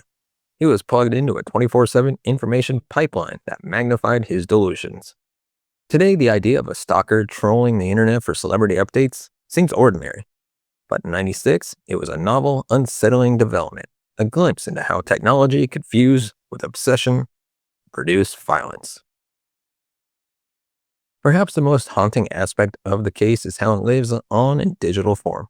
His 22 hours of recording seized by police were intended as a private record of his legacy. Yet over time, portions leaked onto the internet. Clips of his final days can now be found on YouTube, archive sites, and even TikTok compilations. Stripped of context, they are often consumed as morbid curiosities. Viewers watch him eat takeout, rant about New York, or demonstrate the mechanics of his bomb, as though he were a grotesque character in a reality show. This raises ethical questions. Should such material circulate at all? On one hand, the tapes are historical documents, unprecedented insight into the psychology of obsession. On the other, they risk sensationalizing a man who attempted murder and trivializing the trauma he caused. The phenomenon also illustrates the internet's capacity to immortalize pathology. Lopez's dream of being remembered has, in a dark sense, come true. Not as an artist, but as a cautionary tale replayed endlessly online. And for that, honestly, I would say, if you have the clips, or if somebody has access to the clips, take them off of social media. You can download them to a CD for just to use for within the psychologists and that field, so only they can see it and not some messed up person on YouTube can watch. But that's my opinion about all those videos. But for Bjork, the incident was shattering. At the time, she was promoting her '96 album, Homogenic. News that a fan had mailed her a bomb and then killed himself left her shaken. She canceled some public appearances and returned temporarily to Iceland. In statements to the press, she expressed sympathy for Lopez's family, emphasizing that his suffering should not be forgotten amid the sensationalism. She also expressed relief that the package had been intercepted, sparing her and others from harm. In later years, Bjork rarely spoke of the event, though its shadow lingered. Interviews occasionally touched on her discomfort with fame and the vulnerability of artists. While she continued to embrace centricity and openness in her music, the case served as a stark reminder of the dangers that accompany celebrity visibility.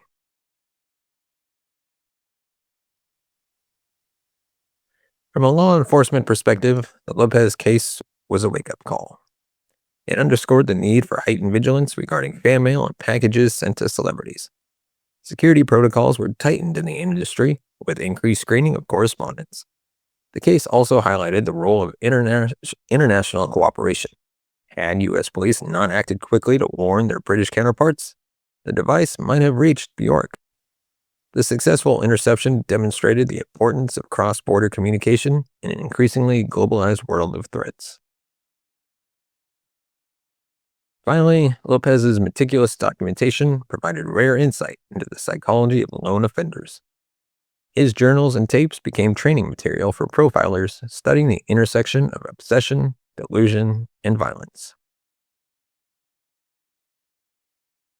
At the heart of the Lopez case is the concept of the parasocial relationship.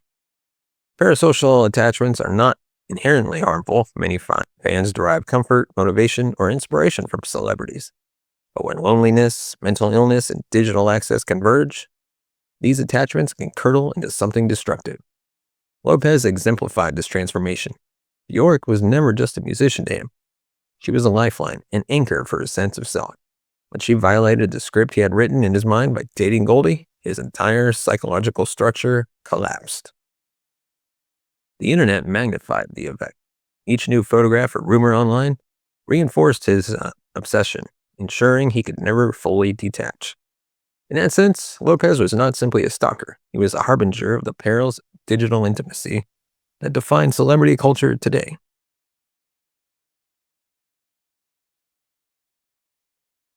It is crucial to remember Lopez's case without falling into the trap of glorification. His dream was to be remembered, to be forever linked to Bjork. In a way, that dream has been realized, but it should not be celebrated. To remember him properly is to focus on prevention. His story teaches us to take mental illness seriously, to recognize the red flags of obsession, and to establish safeguards for both celebrities and ordinary individuals vulnerable to stalkers. As the world continues to navigate the blurred boundaries between public and private, between fan and celebrity, his case endures as a cautionary tale. Remembering his story is not about indulging morbid curiosity, but also understanding how fragile the line can be between admiration and obsession, and how vital it is to recognize the warning signs before they erupt into tragedy. And with that, that is our episode for this season of Fatal Fandom. Let me know your thoughts on this case. Have you heard of it before? And of course, I just want to know your thoughts on the internet as a whole. Are you glad it's around in general, or do you think we should never have made it public? Let me know. And of course, give us a thumbs up if you like our video. Hit that subscribe button down below. Hit the bell notification button to be notified of future videos. And if you want to support the channel, you can buy us a coffee at buymeacoffee.com/TCNS. And with that, thank you so much for watching and listening. I'll see you next time. Hello, true crime fans, and welcome back to an all-new season of True Crime Never Sleeps show. This season, we're diving into some fatal fandoms when obsession turns to violence. Before we do that, give me your thoughts in the comment section below, of course, as we cover this story. And don't forget to hit that subscribe button. Without further ado, let's dive right in. In the golden glare of celebrity culture, fame can become a double-edged sword. On one side lies adoration, success, and influence. On the other, scrutiny, invasion, and in most disturbing cases, obsession. For Robert Dewey Hoskins, a man plagued by delusion and untreated mental illness, that obsession would turn deadly. His fixation on pop icon Madonna didn't remain a harmless fantasy. It became a volatile crusade. What began as delusional infatuation quickly escalated into threats, violence, and a nationwide legal and psychological case that exposed the fragility of the barriers between the public and the dangerously obsessed.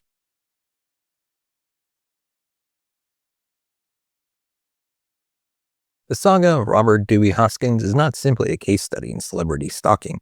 It is a chilling portrait of a man whose mind fractured under the weight of schizophrenia and religious mania. Hoskins didn't just want to meet Madonna. He believed he was entitled to her, ordained by God, chosen by fate, and provoked by rejection. His rage wasn't random. It was targeted, unrelenting, and based on a world he had built in his head. Madonna, one of the most recognized and scrutinized performers in the world, was no stranger to fan attention. But Hoskins was different. He crossed boundaries, literally and psychologically, until the threat was no longer hypothetical. Armed with threats and later weapons, Hoskins stalked her home, threatened to kill her, and evaded authorities until the danger was impossible to ignore.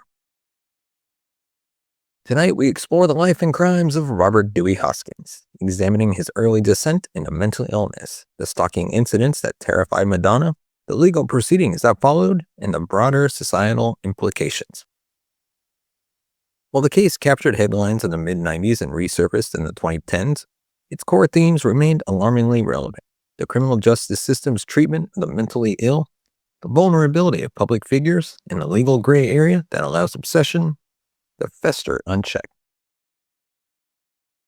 Robert Dewey Hoskins didn't just shatter women's sense of safety, he exposed the illusion that fame protects.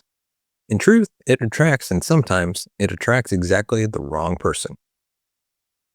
Robert Dewey Hoskins was born in 1955, but little is publicly known about his early years, family dynamics, or formative influences. What is clear, however, is that by adulthood, Hoskins was a man in deep psychological distress. Diagnosed later with paranoid schizophrenia, his delusions were not benign. They were grandiose, dangerous, and increasingly violent. He spent years homeless, bouncing between shelters and jails, caught in a cycle familiar to those living with untreated mental illness. Friends and family, if any were still involved, had little to no role in his life. He often spoke of God, angels, and missions. He identified himself as a prophet and made erratic claims of divine instruction. These weren't mere eccentricities. His writings and statements revealed a worldview in which reality, religious fervor, and personal rage were indistinguishable.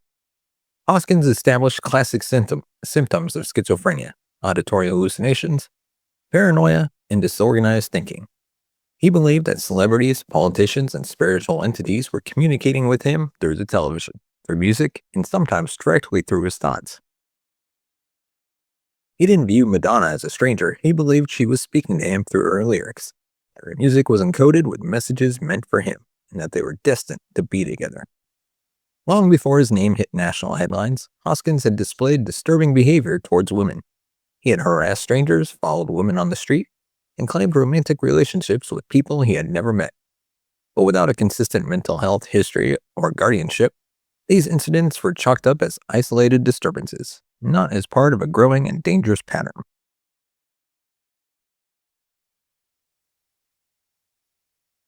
In retrospect, Hoskins was a ticking time bomb.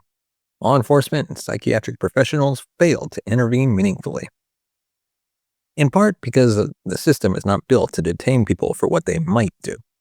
But in Hoskins' case, the signs were glaring. His language was violent, his actions persistent, and his grip on reality slipping. As he began to fixate more intensely on Madonna, those delusions took on a frightening coherence. He wasn't just obsessed, he believed he was entitled to her. When he couldn't have her, he would punish her. In his mind, their story had only two possible endings: marriage or death. By the early 90s, Madonna was a global phenomenon, known for pushing boundaries, reinventing herself, and challenging cultural norms.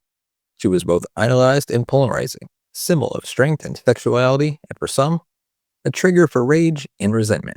To Robert Dewey Hoskins, she was all of this and more, a divine figure, a soulmate, and eventually a betrayer. Hoskins' obsession with Madonna took shape gradually. He became convinced that her lyrics were coded messages meant for him, pleas for him to come find her, love her, protect her, and punish her enemies. He interpreted her songs not as art, but as divine instruction. This belief system only deepened as his mental health deteriorated. By 1995, Hoskins had made multiple attempts to breach Madonna's LA property. Dressed in combat-style clothing and often shirtless, he scaled her fences, lurked in her backyard, and screamed obscenities and threats. In May of that year, he was spotted 3 times within a span of 2 months trespassing on her property.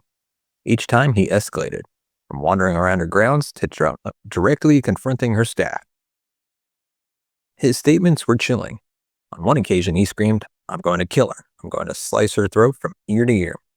These were not idle threats. He carried knives and later told police that he had a job to finish.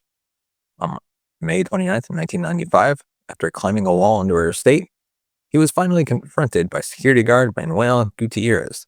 When Hoskins charged at him, Gutierrez shot him in the shoulder. The bullet stopped Hoskins, but the deeper threat remained. Authorities arrested Hoskins on charges of stalking, making terrorist threats, and trespassing.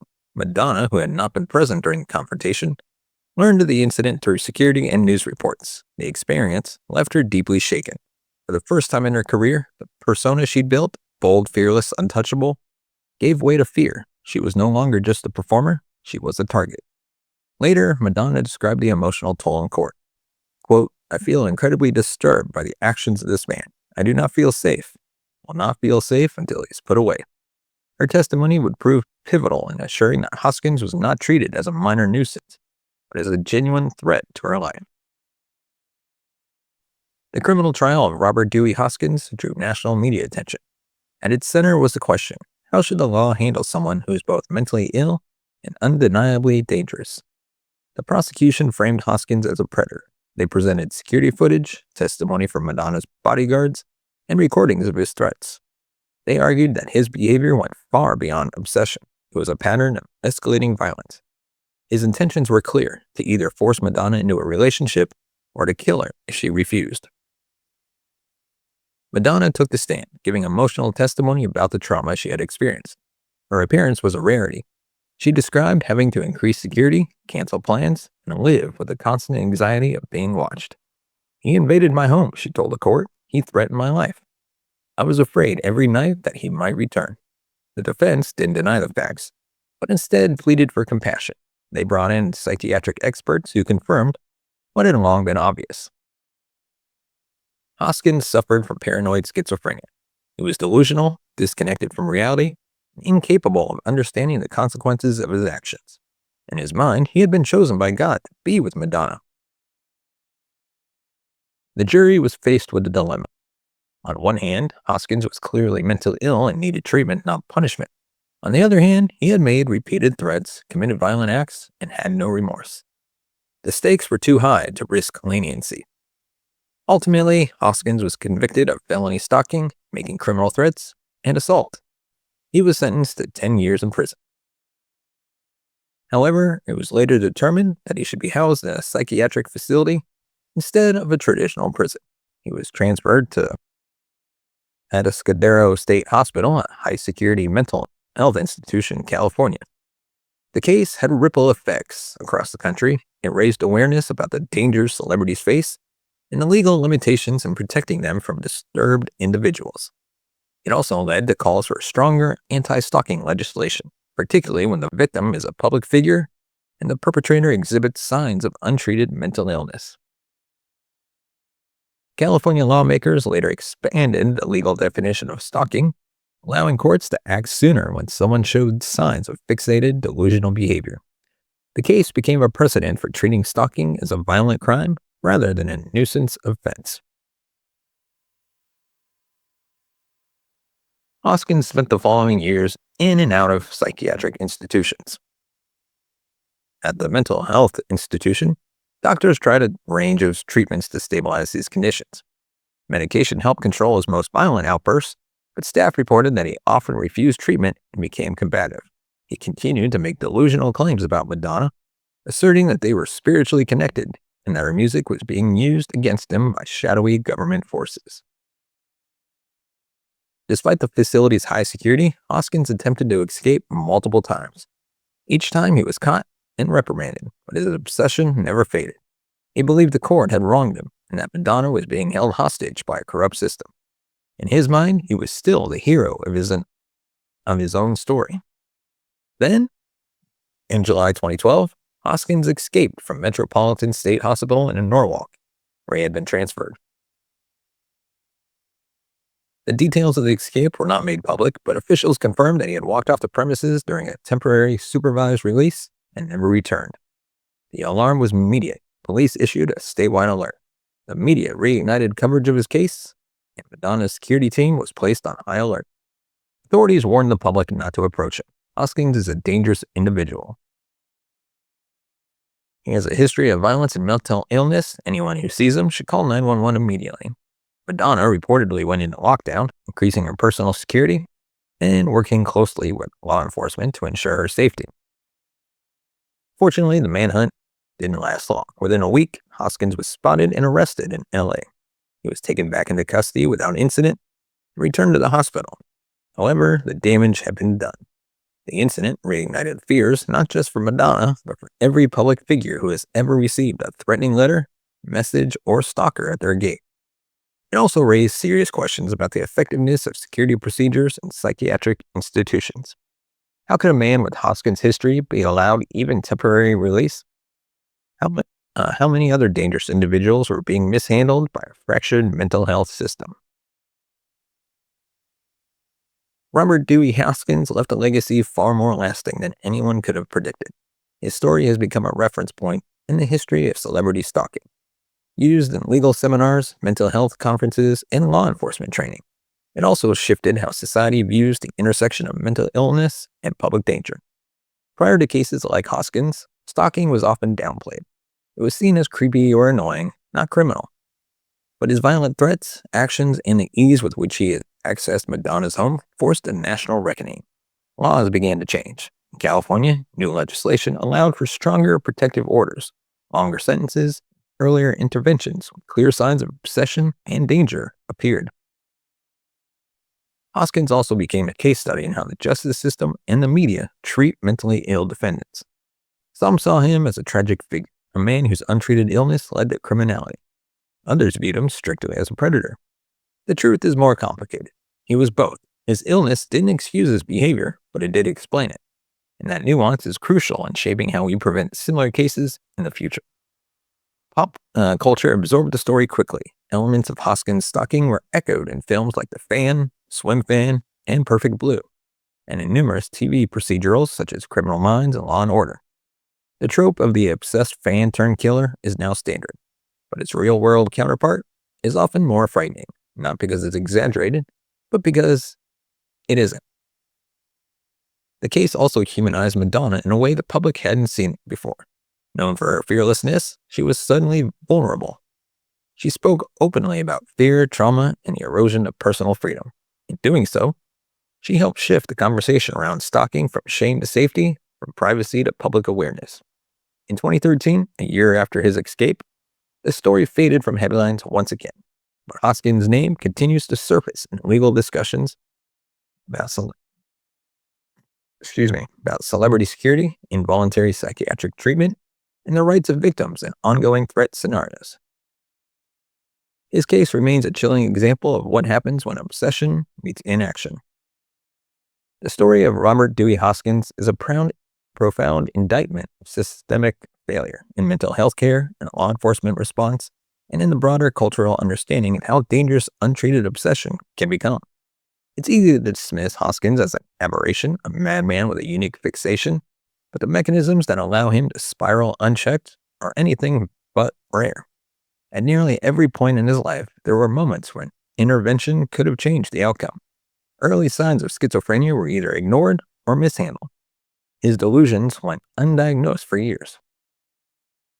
Despite run-ins with law enforcement, he was never held long enough to receive consistent care. Instead, he drifted from streets to jail cells to temporary mental wards, falling through the cracks that countless others also fall through. It was only when he threatened someone famous, someone with a platform and resources to fight back, that the system finally took him seriously. This isn't just troubling, it's emblematic of how our institutions function. Reactive rather than proactive. Punitive rather than preventive. Even after his conviction, the system struggled to contain him. His escape in 2012 was not just a personal failure, it was an institutional one. It revealed that even high-profile cases could be mishandled due to bureaucratic inefficiency, budget cuts, and lax enforcement of protocols. There's also the question of what justice really looks like in a case like this. Hoskins was convicted, yes. He was sentenced, yes. But he was also sick. The penal system alone was never equipped to rehabilitate someone like him. It was never equipped to protect victims long term. His case lives in the in-between, where crime meets psychosis, and where legal outcomes feel more like triage than resolution. The lessons here are urgent. We need stronger pathways for psychiatric intervention before crimes are committed. We need better tools for evaluating threat levels when delusion intersects with fixation. We need laws that reflect the realities of stalking in the age of social media and constant access to celebrities. And we need to stop treating mental health care as a luxury reserved for the compliant or insured. Because for every Robert Dewey Hoskins, there are dozens more like it, untreated, unmonitored, and on the brink. As of the most recent public reports, Robert Hoskins remains confined under the jurisdiction of the California Department of State Hospitals. His exact location, medical condition, and treatment plan are protected under patient confidentiality laws.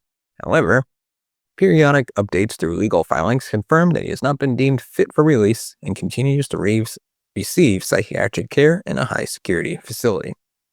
Hoskins is now in his 60s, a man whose life has been consumed by illness and incarceration. There are no reports of rehabilitation, remorse, or cognitive breakthrough. Instead, what persists is the memory of his crimes and the enduring danger he represents. Legal experts believe that he will never be released. His history, combined with ongoing delusions, make him an indefinite threat. For Madonna, he may no longer be a daily concern, but the shadow he cast over her life remains. Security protocols born from his attacks are still in place. Her team reportedly maintains a line of communication with California authorities, ensuring that she is notified in any changes to Hoskins' status. The scars left by his intrusion, emotional, psychological, procedural, have not faded. Public interest in the case resurfaces periodically, often when another celebrity is targeted by a stalker or when a high-profile figure discusses the trauma of being followed, threatened, or watched. In these moments, Hoskins' case becomes a cautionary tale once again. There is no Hollywood ending here, no cathartic moment of justice served. Just a mentally ill man whose delusions became headlines. A pop star forced to face mortality through the eyes of a stranger. A legal system that still struggles to balance the rights of the sick with the safety of the public. Robert Dewey Hoskins will likely die in state custody. His story will continue to serve as a warning, not just of what he did, but of what wasn't done until it was too late. And that is our season debut of Fatal Fandoms. Let me know your thoughts on this case in the comments section below. And of course, if you want to support the channel, you can buy us a coffee at buymeacoffee.com/TCNS. As always, you can find us on all major podcast platforms, Goodpods, Amazon, Spotify. Wherever you get your podcast from, you can find us there. As always, thank you so much for watching and listening. We'll see you next time. Welcome to the True Crime Never Sleeps show. As always, I'm your host, Larry Lease. In today's episode of Fatal Fandom, we dive into the tragic murder of John Lennon. Before we do that, give me your thoughts on this topic in the comments section below, as always. And if you got any topics you want us to cover in future episodes, let me know in the comments down below, because I am actually setting up my topic schedule for 2026. And let me know if there's topics you want covered, and I'll try to fit them into the calendar year. And with that, let's dive right into today's episode, shall we? Mark David Chapman's life began far away from the bustle of New York City, in the quiet suburban sprawl of Fort Worth, Texas. He was born on May 10, 1955, the son of a U.S. Air Force staff sergeant and a nurse. His father, David Chapman, was strict, emotionally cold, and often violent towards both Mark and his mother, Diane. For a boy who longed for warmth and approval, the household became a place of fear and retreat rather than comfort. This environment planted seeds of alienation that would follow him for life. When Chapman was still young, the family relocated frequently due to his father's military career. These moves disrupted his sense of stability and left him struggling to form lasting friendships. By the time they settled in Georgia, Chapman was a shy and awkward child. Classmates described him as small for his age, insecure, and often the target of teasing. He developed an early tendency to withdraw into fantasy, building imaginary worlds where he reigned as a powerful ruler over tiny people he called the little people. This invented kingdom offered him control and respect, qualities sorely missing in his daily life.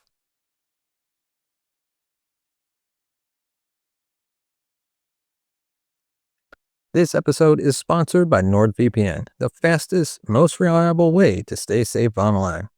Let's be honest, the internet isn't exactly a safe neighborhood anymore. Between hackers, data leaks, and companies tracking everything you do online, protecting yourself is no longer an option.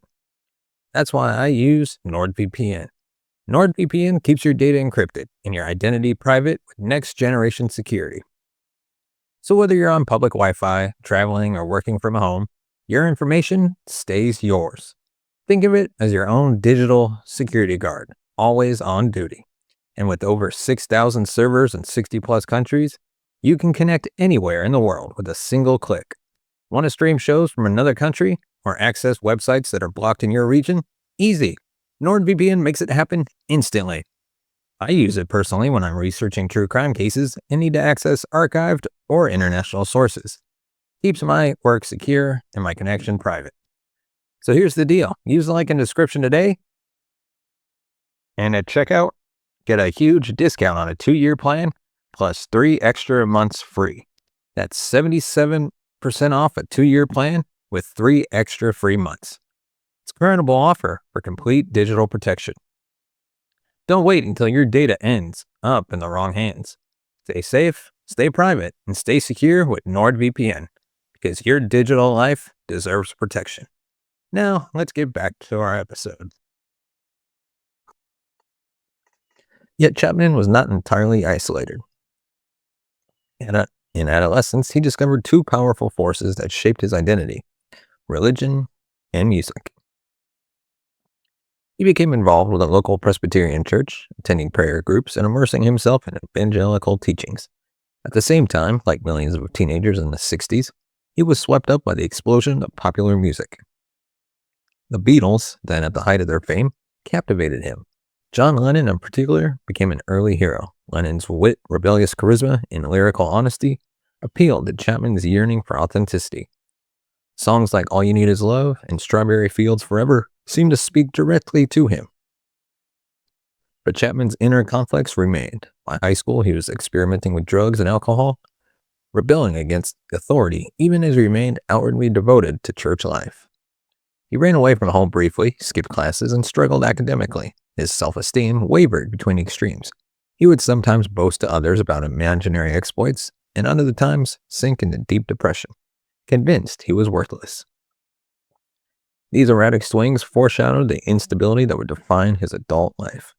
Despite the turbulence, Chapman occasionally found purpose. He worked at summer camps and YMCA programs, where children responded warmly to his imagination and energy.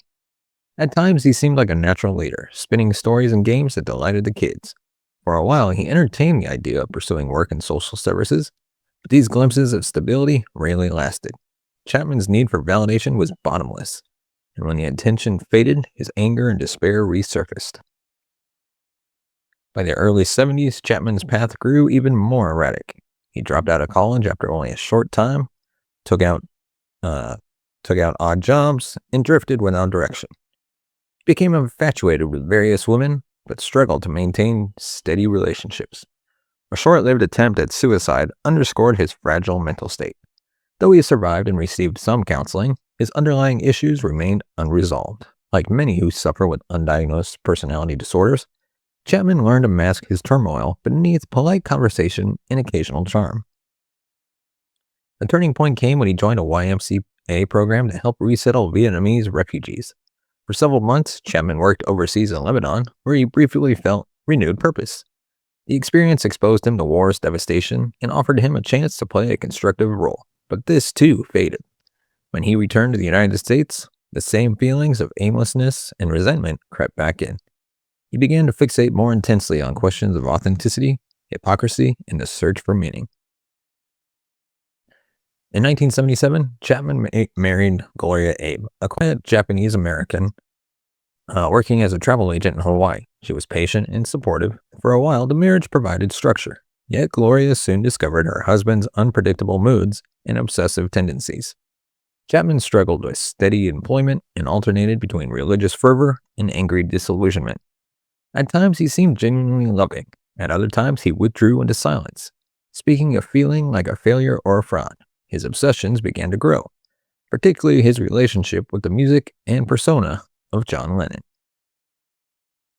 For Chapman, Lenin had once symbolized truth in artistry, but as Lenin's life changed, particularly his wealth and luxury, Chapman began to perceive a contradiction.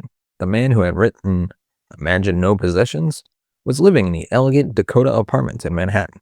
To a balanced observer, this tension might have been a minor inconsistency. To Chapman, however, it became proof of unforgivable hypocrisy. Fueled by his fragile ego, religious guilt, and growing paranoia, he began to recast Lenin not as a hero, but as an ultimate phony. This seed of resentment would, in time, grow into deadly obsession. By the late 70s, Mark David Chapman's worldview was narrowing into a dangerous mix of resentment, fantasy, and obsession. Though outwardly functioning, maintaining his marriage to Gloria and holding down odd jobs in Hawaii, his inner world was unraveling. What had once been passing frustrations now calcified into a belief that society itself was false, shallow, and undeserving of the truth he believed he alone could perceive. At the center of this conviction was a book that became both his scripture and his justification, J.D. Salinger's The Catcher in the Rye. Chapman discovered Salinger's novel during this period of restlessness. Holden Caulfield, the disaffected teenage narrator who rails against the phoniness of the adult world, spoke to Chapman's feelings of alienation with uncanny precision. He began to read and reread the book compulsively, carrying a copy with him everywhere. Soon he began to imagine himself as Holden's spiritual twin, the one person who understood society's corruption and the hypocrisy of its idols. This identification gave Chapman's disordered mind a framework. He would cleanse the world of phonies by an act of destructive purity. As his obsession deepened, Chapman's feelings toward Lenin shifted from hero worship to rage. For Chapman, Lenin's wealth and status stood in stark contrast to the ideals he once sang about. The line, Imagine No Possessions, haunted Chapman, who fixated on Lenin's expensive apartments, luxury cars, and celebrity lifestyle. He convinced himself that Lenin embodied the very phoniness Holden Caulfield despised. Killing Lenin, Chapman reasoned, would expose this hypocrisy and elevate himself into the role of protector of truth. It was a delusion, but one he nurtured daily. His obsession was not limited to Lenin. Chapman's mental state was deteriorating in multiple ways. He drifted in and out of religious fervor, sometimes declaring himself a devoted Christian, other times denouncing his own faith as meaningless. He clashed with Gloria, who worried about his increasingly erratic moods.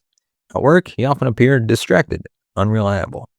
Yet to many people who encountered him casually, Chapman seemed ordinary enough, polite, reserved, sometimes even friendly. This ability to mask his inner turmoil made his dissent harder to detect. During these years, Chapman's fixation on Lenin escalated into action. He began telling friends that he wanted to do something important, something that would make history remember him. He fantasized about traveling to New York to confront Lenin. At one point, he even compiled a list of other potential targets, including celebrities like Johnny Carson, Elizabeth Taylor, but Lenin remained the figure who consumed his imagination. Killing Lenin, Chapman believed, would not only reveal Lenin as a fraud, but also catapult Chapman into the spotlight. In his warped reasoning, murder was not only justified, it was necessary. By 1980, Chapman's life in Hawaii was crumbling. His marriage to Gloria, while still intact, was strained by his unpredictable behavior. He had quit or lost jobs, and his sense of failure deepened. That summer, he attempted to find stability by working as a security guard, but the monotony only sharpened his resentment. Around this time, he began to plan Lenin's murder in earnest. He purchased a .38 caliber Charter Arms revolver in Hawaii, and later arranged for ammunition to be sent to him in New York. These preparations were deliberate, cold steps towards the act that would define him. Yet Chapman was not a man of constant resolve. His planning was punctuated by moments of doubt and hesitation. On earlier trips to New York, he had visited Dakota and seen Lenin in person. At least once he considered carrying out the murder, but backed away, overcome by fear and uncertainty. Each time he retreated, however, his obsession only deepened. In his mind, not acting made him weak, while carrying through with the plan would make him strong and unforgettable. Part of Chapman's self-justification lay in the idea that he was not acting out of hatred, but out of a twisted sense of duty. He told himself that Lenin's hypocrisy was a crime against the ideals of truth and purity. By killing Lennon, he would be serving a higher moral purpose, much as Holden Caulfield imagined protecting children from the corruptions of adulthood. This self-delusion provided Chapman with a narrative that elevated him from failed husband and worker to an avenger with a mission. Despite his obsession, Chapman retained moments of clarity that revealed the depth of his inner conflict. He sometimes admitted to others that he was disturbed by violent impulses. He even sought professional help at one point, meeting with a psychologist who noted his instability. But Chapman did not commit to long-term therapy, and those who might have intervened had little sense of just how far his fantasies had progressed. Gloria, though aware of his mood swings, later said she never believed he was capable of actual violence. To her, his darker statements seemed like desperate cries for attention rather than serious threats. In October 1980, Chapman flew to New York again with his gun and plans. He stayed for several days, haunting the area around the Dakota, but once again lost his nerve. He returned to Hawaii, where he confessed to Gloria that he had considered killing Lennon but hadn't gone through with it. She urged him to seek help, but Chapman brushed off the concern. Within weeks, however, he was back on a plane to New York, determined this time to finish what he had started. The convergence of his obsessions, failures, and fantasies now made violence feel inevitable. Chapman saw himself at a crossroads, either sink back in anonymity, a failed man forever haunted by his insignificance, or commit the act that would ensure his place in history. He chose the latter. With the catcher in the rye tucked into his bag and his revolver ready, Chapman embarked on the path that would end not only John Lennon's life, but also his own freedom. The stage was set for one of the most shocking murders of the 20th century. As Mark David Chapman's obsession darkened, John Lennon was living what seemed like a period of renewal after a turbulent decade that included legal battles, separation from Yoko Ono, and years spent largely out of the public eye. Lennon had reemerged with a new sense of purpose. In October 1980, he celebrated his 40th birthday. A few weeks later, he and Ono released Double Fantasy, an album of alternating songs that reflected their shared domestic life and hopes for the future. For Lennon, the record was both a comeback and a declaration. After 5 years of private fatherhood, he was ready to make music again. Interviews that fall revealed a man at peace. Lennon spoke about his daily routines in New York, baking bread, raising his young son, and rediscovering his creative spark. Saying, quote, "I'm not interested in being a myth. I'm just interested in being real." To millions of fans, it seemed Lennon had finally reconciled his private life with his public persona. He was no longer the angry ex-Beatle or the embattled activist fighting immigration authorities. He was a father, a husband, and an artist with fresh momentum. In this moment of optimism, tragedy was unthinkable. For Chapman, however, the contrast between Lennon's public joy and his private resentment grew unbearable. He arrived in New York on December 6, 1980, checking into the Sheraton Hotel in Midtown. Over the next 2 days, he lingered outside the Dakota, mingling with fans who often gathered to catch a glimpse of Lennon. He carried with him his revolver, hollow point bullets, and the ever-present copy of The Catcher in the Rye. Chapman was not an imposing figure. He was overweight,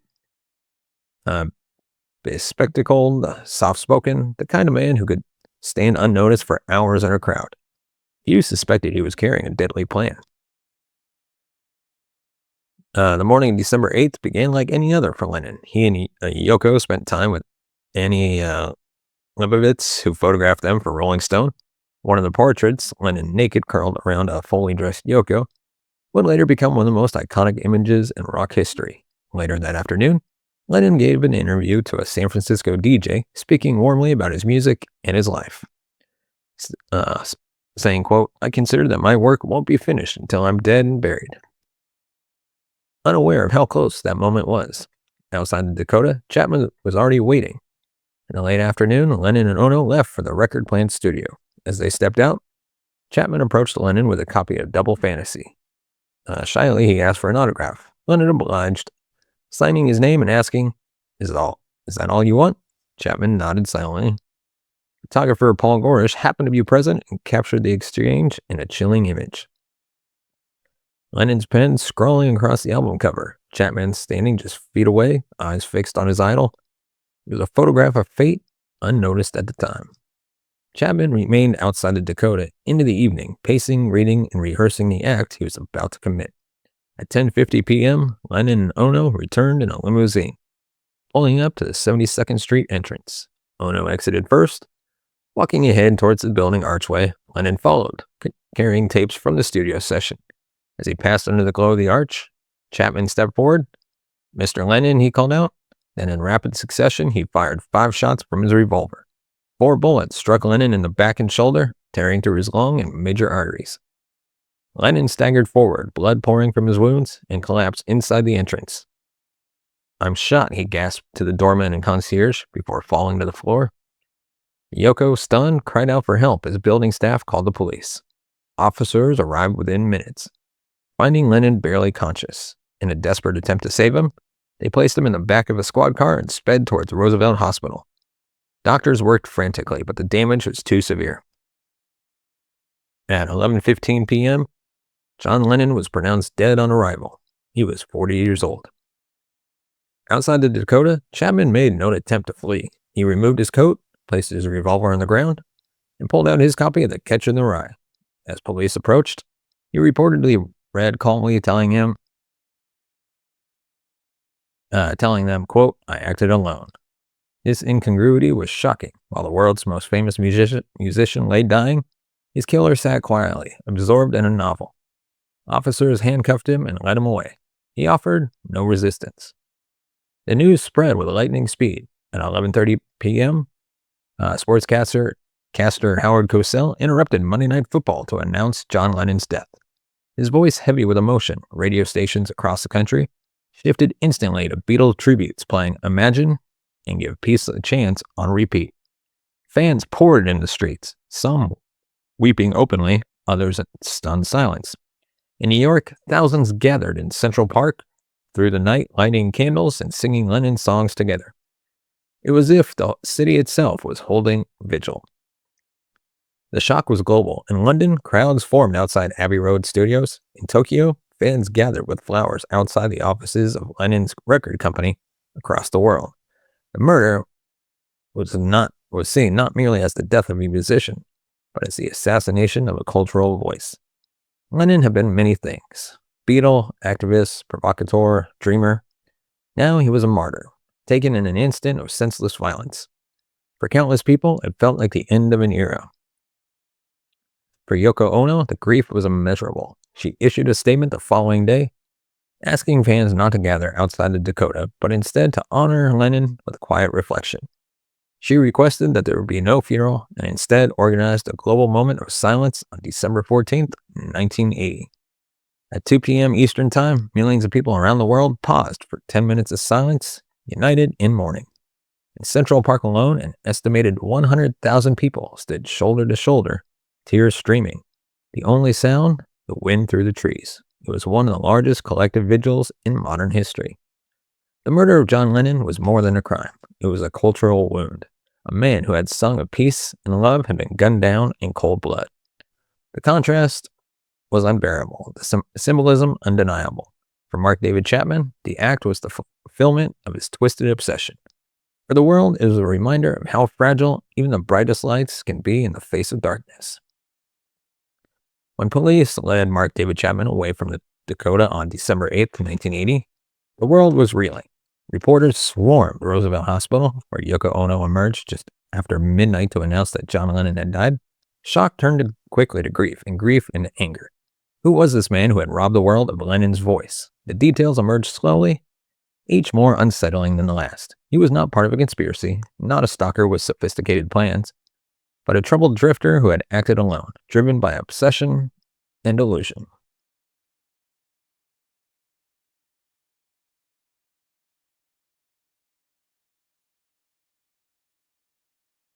In the days immediately following the murder, the world sought answers. The press dug into Chapman's background, finding the story of a man who had once loved Lennon, then turned against him. The photograph of Lennon signing Double Fantasy for Chapman circulated wildly, transforming into a grotesque symbol of betrayal. The signed album itself, held by police as evidence, would become one of the most infamous artifacts in music history. Fans, meanwhile, continued to gather in Central Park singing, give peace a chance, and leaving flowers. For weeks, New York seemed to vibrate with grief. Legally, Chapman's case could have drawn out for years, a public trial dissecting his mental state and the motivations behind the crime. His defense attorney, Herbert Adlerberg, initially prepared to argue insanity. Chapman clearly exhibited delusional thinking, fixating on the catcher in the rye and describing his actions in quasi-religious terms. Yet, in June 1981, Chapman stunned the court by insisting on pleading guilty to second-degree murder. He claimed that a voice had told him to do so, and he believed it was God's command. Despite his lawyer's objections, the judge accepted the plea. There'd be no trial, no cross-examination of his delusions before a jury. Instead, Chapman was sentenced to 20 years to life in prison. At sentencing, Chapman spoke briefly, describing his crime in chilling, matter-of-fact tones. He admitted that he had killed Lenin to achieve notoriety and because he believed Lenin was a hypocrite. The court, the press, and the public were left with little closure. A trial might have illuminated his psychological state. The guilty plea left only the stark fact of the murder itself. For Yoko Ono, who submitted a heartfelt victim impact statement, the plea did little to ease her grief. Her message was simple. Chapman had destroyed her family, and he should never be free to harm anyone again. Chapman was sent to Attica Correctional Facility, one of New York's most notorious prisons. There, he began serving his sentence, working various jobs within the prison system. Over time, he became known as a model inmate, taking on duties as a porter, clerk, and later in the prison kitchen. He also immersed himself in Christianity, claiming to have been born again. Interviews and parole hearing transcripts show him quoting scripture and describing his life as devoted to Jesus. For some observers, this religious devotion seemed genuine. For others, it was yet another mask. In 2000, Chapman became eligible for parole. At his first hearing, he spoke of remorse and said he regretted his actions every day. But the parole board rejected him, citing the magnitude of his crime and the need for justice. Yoko Ono submitted a letter emphasizing her fear that Chapman's release would endanger her and her son Sean, and that granting him freedom would glorify his crime. The board agreed, and Chapman remained behind bars. Since then, Chapman has appeared before the parole board 12 more times, each time denied. The reasons remain consistent: the nature of his crime, the ongoing suffering of Lenin's family, and the fear that releasing him would reward the notoriety he sought.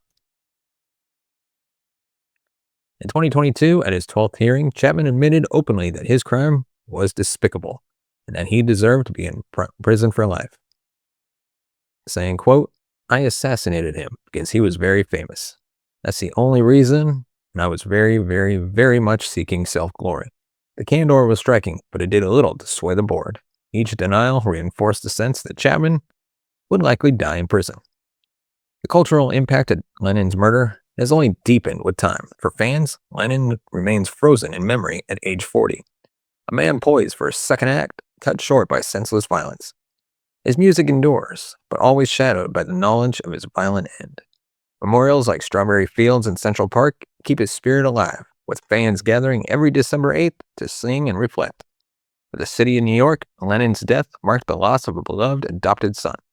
For the world, it symbolized the fragility of peace in the face of madness. Chapman, meanwhile, is remembered not for who he was, but for what he did. His name is a cautionary tale, invoked as a reminder of the dangers of obsession, untreated mental illness, and the toxic allure of fame. Where Lenin's voice continues to inspire, Chapman's legacy is one of destruction and infamy. He sought to make himself immortal by killing an idol. In a grim way, he succeeded, but only as a villain in history's pages. The story of December 8th, 1980 endures because it speaks to profound contradictions. John Lennon, a man who had sung of peace, was felled by violence. Mark David Chapman, a man who once admired Lennon, destroyed him in the name of truth. The world lost a voice of love, while the man who silenced it gained only a lifetime behind bars. More than 4 decades later, the echoes of that night still lingers. In every candle lit at Strawberry Fields, in every chorus of Imagine, in every reminder that art can inspire even as it leaves artists vulnerable. Lennon's murder was not just the end of a life, it was the theft of possibility. What songs might have been written? What causes might have been championed? What wisdom might have been shared in his later years? These are questions the world can never answer, because one man chose infamy over life. As Yoko Ono once said, John's death is not something that heals, it's something that continues to ache. And so the legacy of that December 9th is twofold: the enduring light of Lennon's music and the enduring darkness of Chapman's act. The contrast between the two is what ensures that neither will ever be forgotten. And that is today's episode of Fatal Fandom. Let me know your thoughts in the comment section below. And of course, if you want to support the channel, you can buy us a coffee at buymeacoffee.com/TCNS. And what's that? Where does your money go?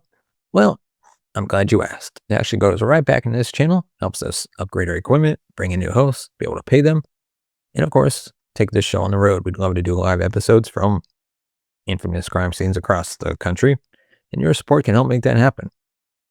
Of course, it also pays off all the hosting fees and podcasting fees online. And no matter what you give, whether it's $1, $5, $50, $100, even 25 cents, everything is greatly appreciated, and we thank you so much for supporting this channel. And of course, if you haven't subscribed to the channel, please consider hitting that subscribe button and hit the bell notification button to be notified of future videos. And thank you so much for watching. We'll see you next time. Welcome to the True Crime Never Sleep Show. As always, I'm your host, Larry Lease. And this week on Fatal Fandom, we dive into the murder of Selena Perez. Let me know your thoughts on this case in the comment section below. And with that, let's dive right in.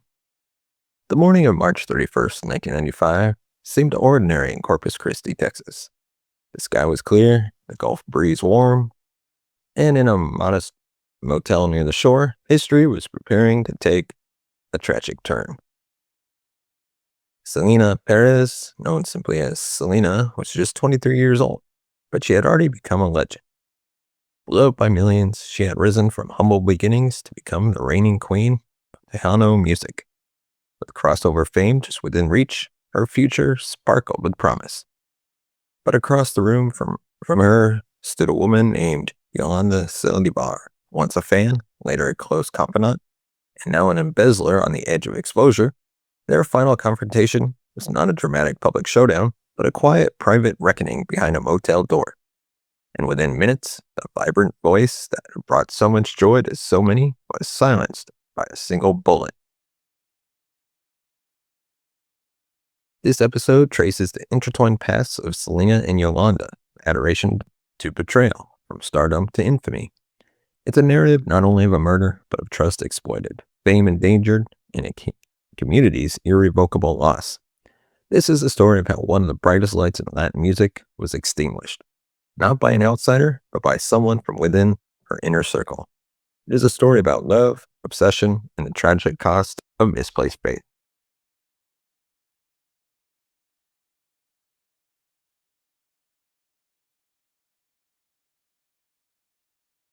Born in Lake Jackson, Texas on April 16, 1971, Selena Perez was the youngest child of Abraham and Marcela Quintanilla.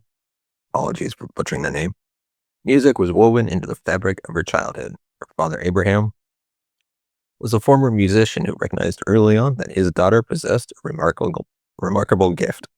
He formed a family band. Selena, lead singer, alongside her brother AB on bass and sister Suzette on drums. What began as weekend performances at weddings and restaurants soon evolved into a full-time career.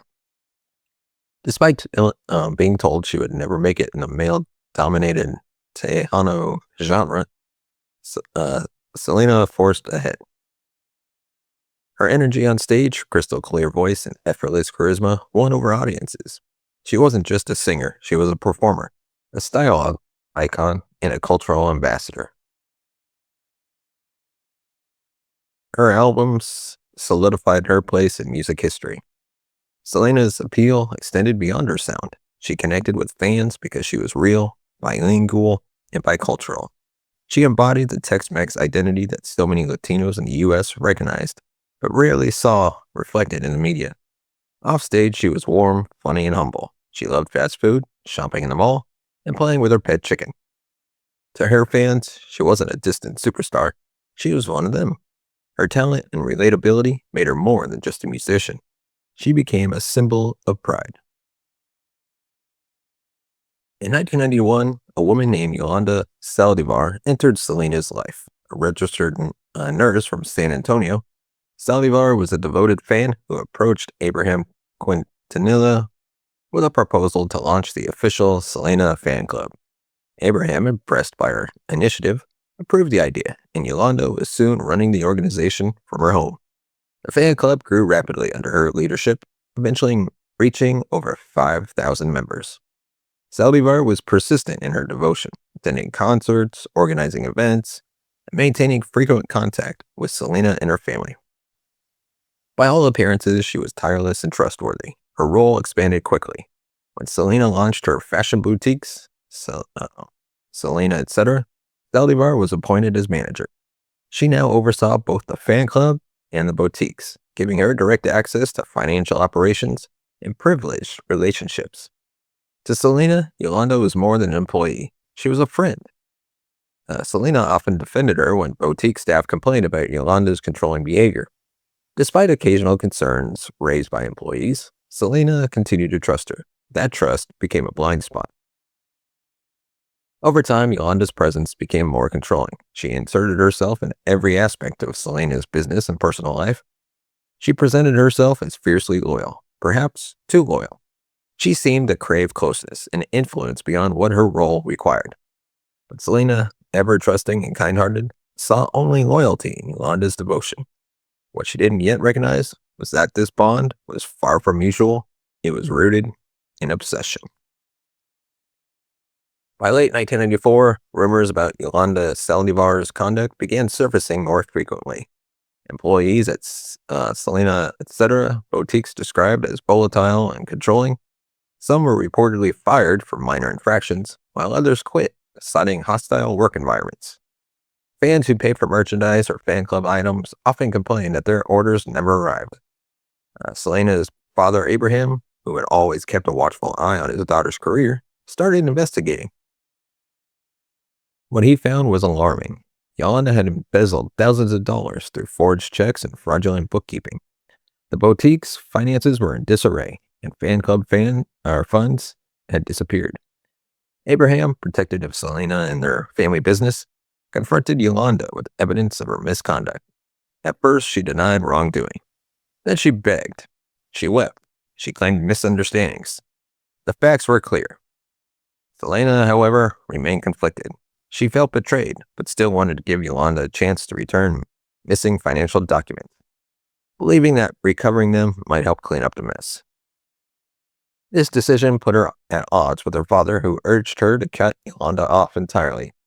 Yet Selena, known for her compassion, may have wanted closure, or simply didn't believe her best friend would harm her. Selena made several attempts to retrieve the documents. Yolanda, however, stalled and delayed.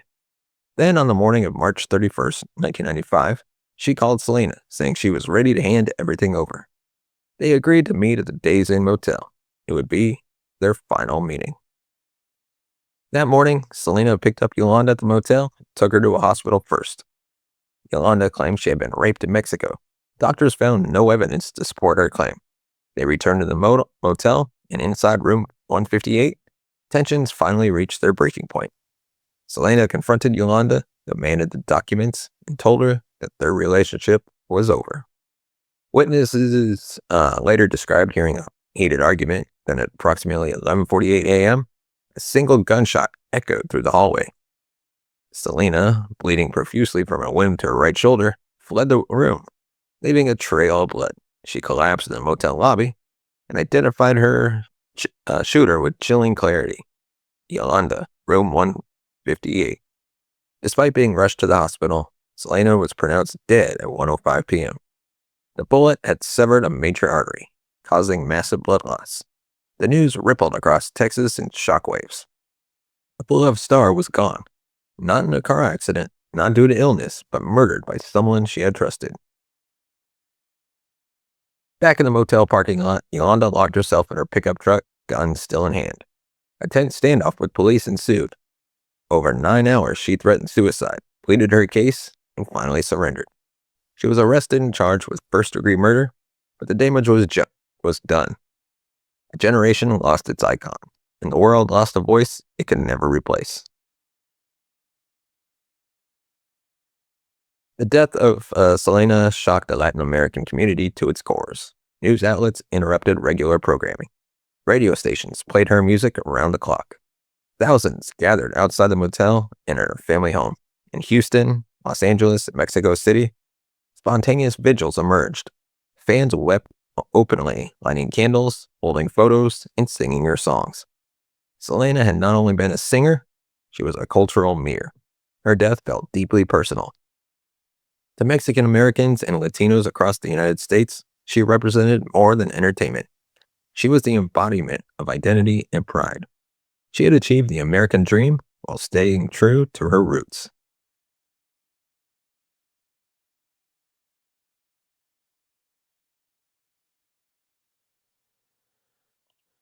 Governor George W. Bush declared April 16th, Selena's birthday, as Selena's Day in Texas. Her funeral drew tens of thousands. Some mourners drove across state lines just to say goodbye. Over 60,000 people paid their respects at a public viewing of her casket in the Bayfront Auditorium. Reporters described the atmosphere as a mix of grief and disbelief. Similar to the mourning scene after the deaths of John Lennon or Princess Diana. In death, Selena became a symbol. Her youth, talent, and tragic end turned her into an icon forever. Frozen in time at 23, radiant and full of promise.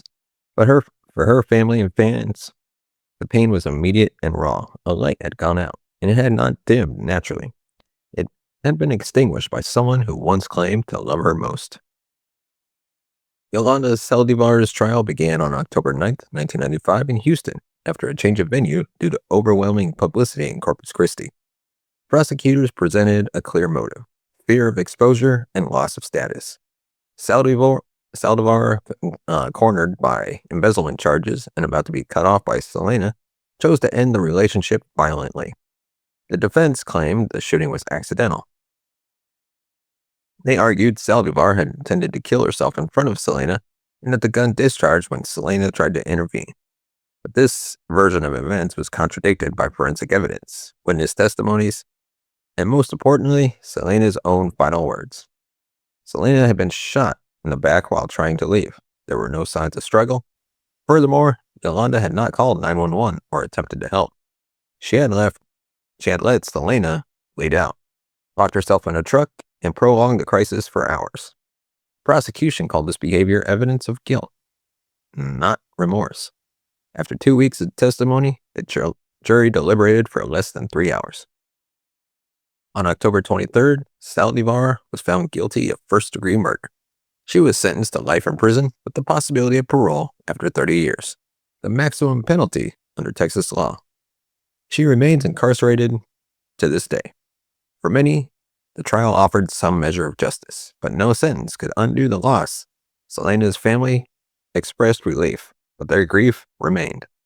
The legal process had ended. The emotional wounds would never fully heal. Selena's death catapulted her into the realm of cultural mythology. Almost instantly, she became more than a singer. She became a symbol of lost potential, artistic excellence, and Latina empowerment. The posthumous release of her crossover album, Dreaming of You, debuted at number 1 on the Billboard 200, the first Spanish-language album to do so. Hollywood soon took notice. In 1997, the biographical film Selena, directed by Gregory Nava and starring Jennifer Lopez, brought her story to millions more. The film was a commercial success and is credited with launching Lopez's career. More importantly, it introduced Selena to audiences who hadn't known her during her lifetime, ensuring her legacy continued to grow.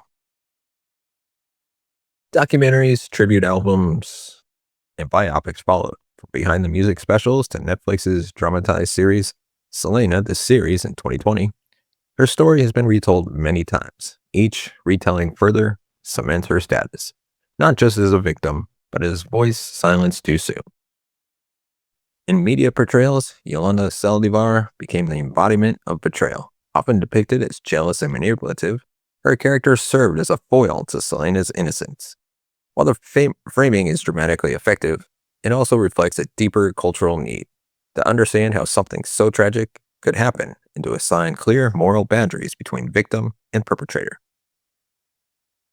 Selena's mythos lives not in her death, but in the celebration of real life. Yet the media, in chronicling the story, ensures that both the glory and the grief remain etched in public memory.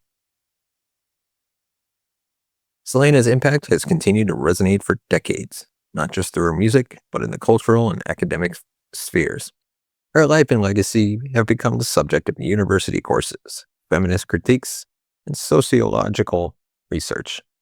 Scholars examine her as a figure who defied both gender expectations and racial marginalization. As a bicultural icon, she symbolized, I'm going to butcher this, and apologies, a mestiza identity straddling Mexican and American worlds with grace and pride. The tragedy of her murder prompted discussions about the nature of fame, particularly among women of color. It also sparked wider debates on security, fan culture, and exploitation. Unlike other celebrity deaths caused by overdose or car crashes, Selena's death was interpersonal. It highlighted how the boundaries between professional, personal, and parasocial relationships can dangerously blur. Her legacy can be seen in art, fashion, and activism. Murals bearing her image adorn walls from LA to Houston. Her signature look, bold red lipstick, rhinestone, and high-waisted pants have been adopted by designers and fans alike. In 2016, MAC Cosmetics released a Selena-themed makeup line that sold out instantly. More than just an entertainer, Selena has become a figure of empowerment. Young Latinas, especially, continue to look up to her as a role model. Her story is taught as both an inspiration and a warning. Though she was silenced, her message of pride, resilience, and self-expression still speaks loudly. The world may have lost Selena, but her spirit never left. Selena's family has worked tirelessly to preserve her memory. The Selena Museum, established in Corpus Christi, holds costumes, awards, and personal items from her life. Her estate continues to release remastered albums and merchandise. Her father, Abraham, has published memoirs, while her sister and husband have contributed to public remembrance through interviews and advocacy. The story has also shaped how future artists and fans approach fame and intimacy. Musicians from Beyoncé to Cardi B have cited Selena as an influence.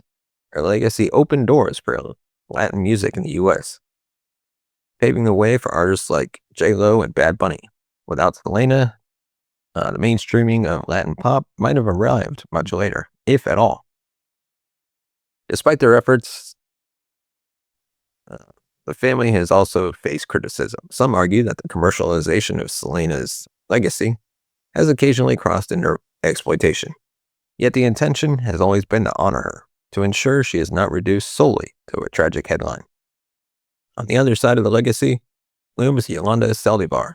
As her parole eligibility in 2025 approached, petitions and protests against her release grew. And, the public memory remains sharp. For millions, forgiveness may be possible, but forgetting is not. Selena's life, cut short by betrayal, continues to echo because it never truly ended.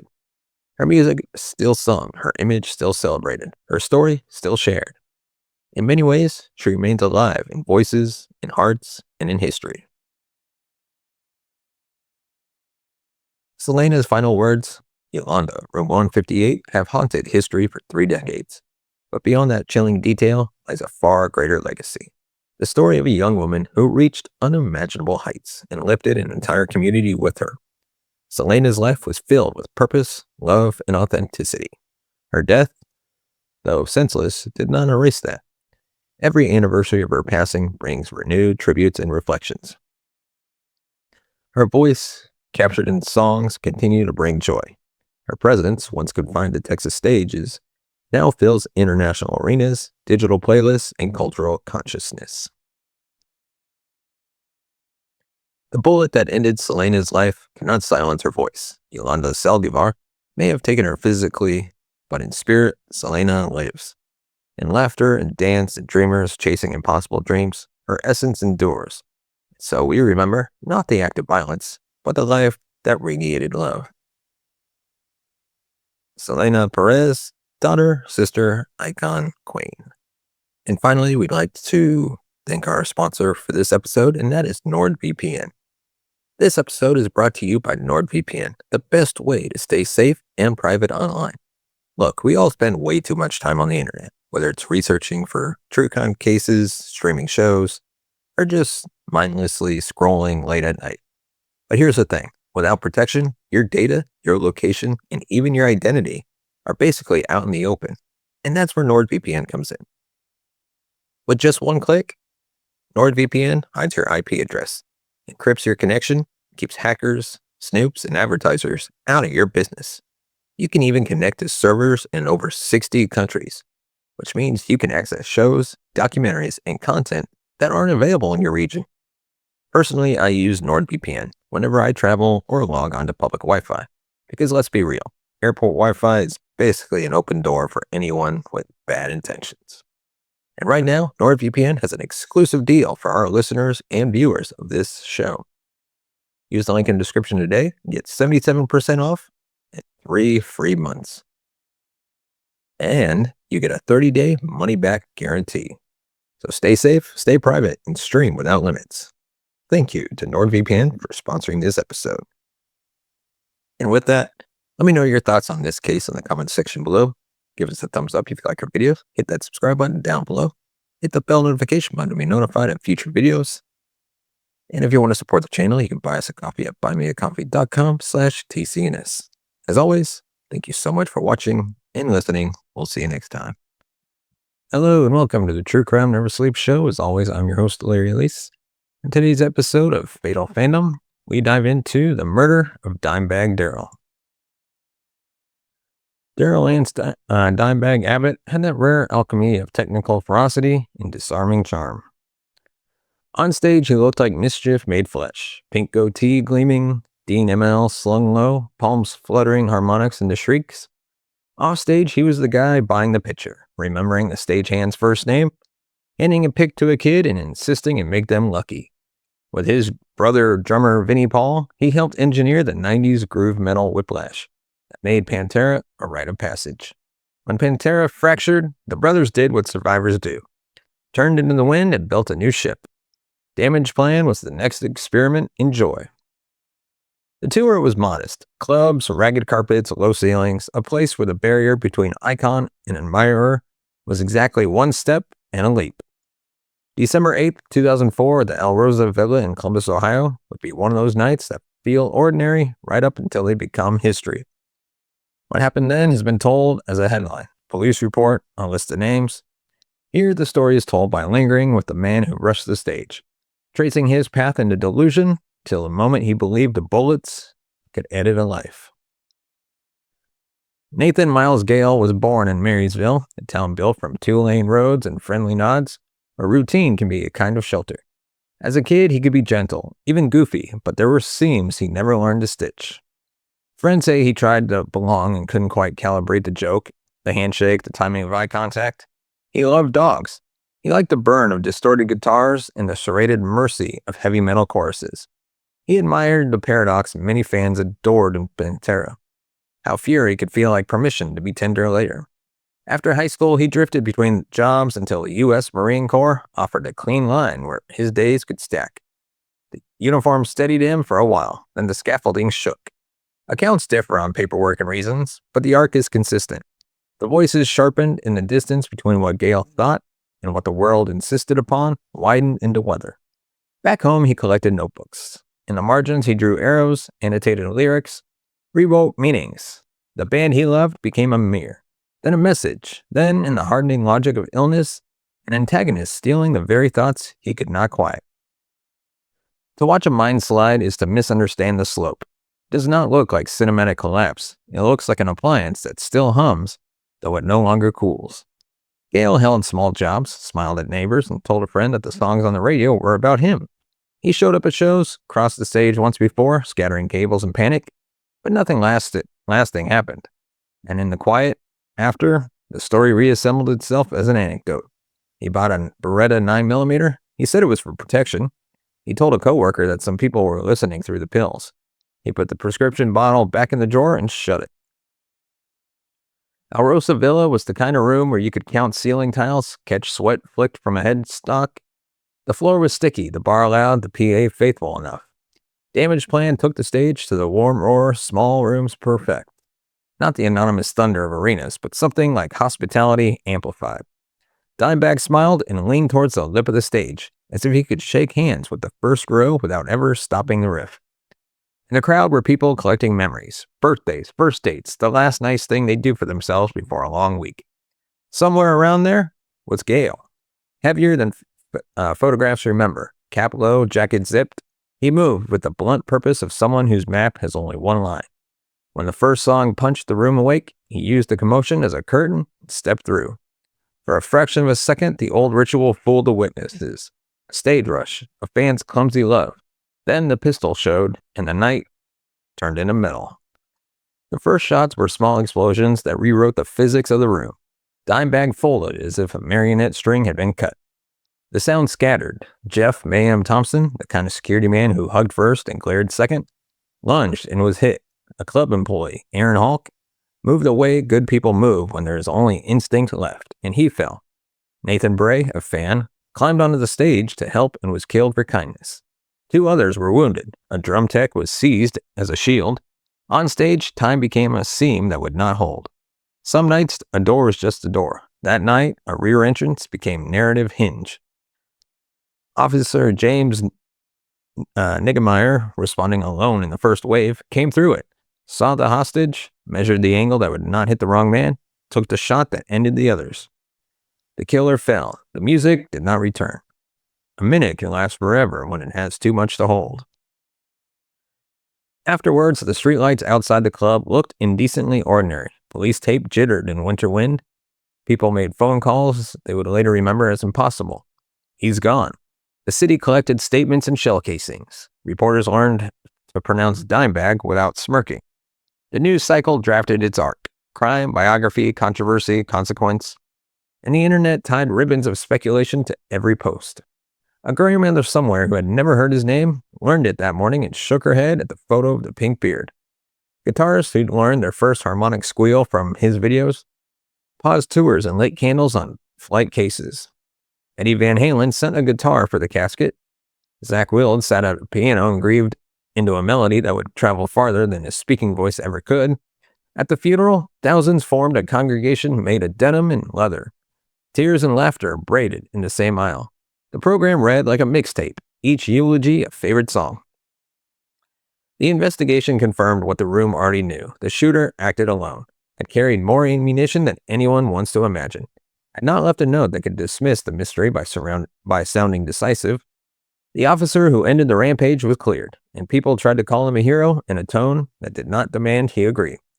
He later carried the night like a brick in his chest. The job is sometimes to survive your own good decisions. What do we do with a mind like Gale's? The vocabulary available, paranoia, delusion, schizophrenia, can name a fog without mapping it. It is human to want an origin scene, a single shove that pitched his downfall, but the story is not neat. There is loneliness that turns like milk left out. There is the ache of nearly belonging. There is the private theology of a fan who confuses worship and possession until he believes the altar owes him back his offerings. In the literature on stalkers and celebrity-targeted violence, one pattern repeats. The parasocial beyond metastasizes when the fan cannot metabolize distance. Most people survive that gap by myth-making kindly. They invent a version of their hero that says hello in their heads and doesn't mind being invisible friends. A few, like Gale, feel dismissal when there was never a promise. When Pantera collapsed publicly and loudly, Gale did not hear a business dispute. He heard abandonment from gods whose songs were supposed to be letters to him.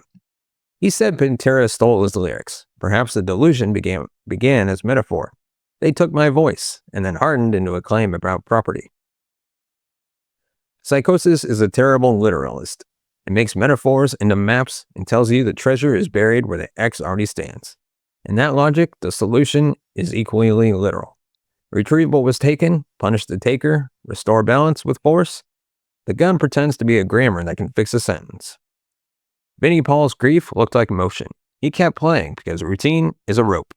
Friends said he laughed loud at things that were funny and finally slept only when laughter gave out. The metal community carried him the way pallbearers do before the casket, each taking as much weight as they can and pretending it is nothing. There were tributes at festivals, riffs rewritten as memorials, toasts that started with jokes and ended with eyes shining at the floor. There was also quiet negotiations with memory, deciding how much to play the old songs, when to say the old name, how to keep a brother present without asking him to sing. Fans learned to mourn publicly. They brought Sharpies to write messages on venue walls, turned guitar picks into rosary beads, made YouTube shrines where shaky footage of Dimebag smiling between songs could become proof that joy had once been routine. Some went back to the El Rosa Villa, as if by revisiting the room they could edit the event. Places where terrible things happen often become classrooms. People whisper lessons they wish had become unnecessary. After the shooting, clubs tightened doors and counted heads twice. Artists learned to feel the room's temperature and trust that a prickle on the neck means pause the song, change the lights, ask the crew to sweep the wings again.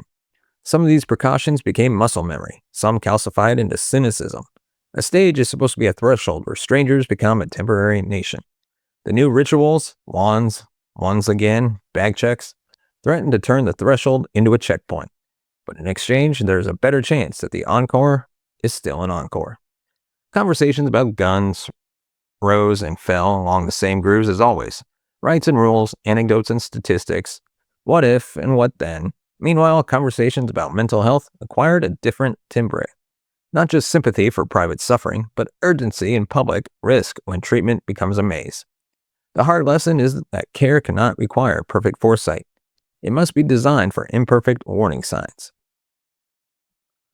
The hard lesson is that care cannot require perfect foresight. It must be designed for imperfect warning signs. Gale gave off warnings. They were not legally actionable enough, and then they became sirens. The story of December 8th is not only loss, it is a parable whose meanings branch. One meaning is that art is not armor. Another is that devotion must never claim ownership. A third is that kindness is not naivety. Nathan Bray died because he believed help was still possible. The parable does not punish that instinct. It blesses it, even as it mourns him. There is also a professional parable for the first responder who crossed the threshold and fired a single shot. That moral action can be decisive and still damaging to the doer. We prefer hero tales tidy as uniforms, but most of them hide bandages. If we want officers who will act when seconds are decisive, we must fund the years after the seconds, the therapy that unknots the image that returns uninvited at 3 a.m. Every retelling risks freezing Dimebag on the floor of that stage, but he does not live there. He lives in the squeal that still teaches teenagers the physics of grins, in the friendship doctrine that says the backstage fridge is for everyone, in the discipline of a right hand that can still drill eighth notes until they feel like a joke told perfectly. He lives in the way other guitars stand wider now. Stances learned from watching him plant joy like a flag. His legacy does not require exaggeration. It asks only that we remember the particular. The way he pointed with the neck of his guitar when he wanted the crowd louder. The way he tilts his head and laugh when something dumb was exactly dumb enough to be wonderful. The way he turned heaviness into hospitality. Not all giants are generous, but he was. There are two honest ways to speak Gale's name now. The first is institutional.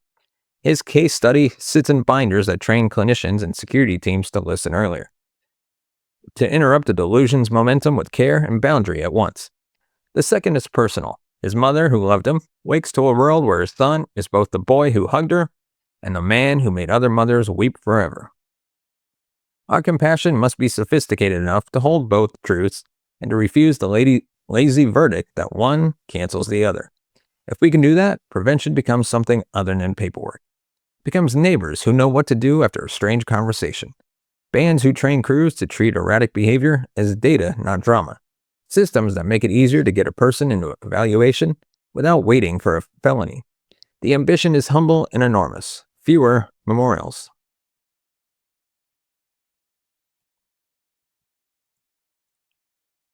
On paper, the night ends with an autopsy and a funeral, but narratives refuse to obey paperwork.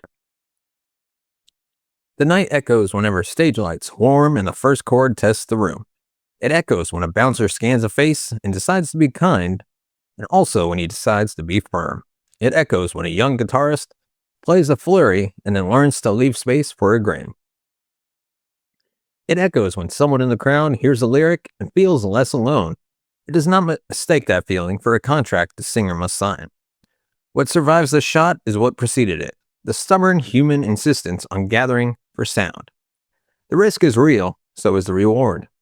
The band arrives, the crowd invents a single throat. And for 90 minutes, the world is persuaded to be simpler and kinder than it was outside the door. The price of that miracle is vigilance and the work of systems that keep the miracle going. In telling this story with the camera on Nathan Gale, we refuse to let him be only a blur at the edge of the frame. We do not center him to praise him, we center him to learn the geometry of the harm he made, to measure the angles where intervention might have fit. To practice the discipline of understanding because sentimentality cannot save anyone. At the same time, we return the final moments to Dimebag, because the last word must belong to the work that makes life larger. He left rooms happier than he found them. He left riffs that still refuse to end. There's a line people say in Texas bars when the toast requires courage and laughter together. Dimebag used it nightly. You can hear it even now, soft as feedback after the amps power down. A grin carried on air. Get your pull. He meant to have a drink, have a moment, have a life. Facing the stage where he fell, the phrase becomes a vote of confidence, or continuance, Take what is heavy, lift it with both hands, share the weight until it is music again.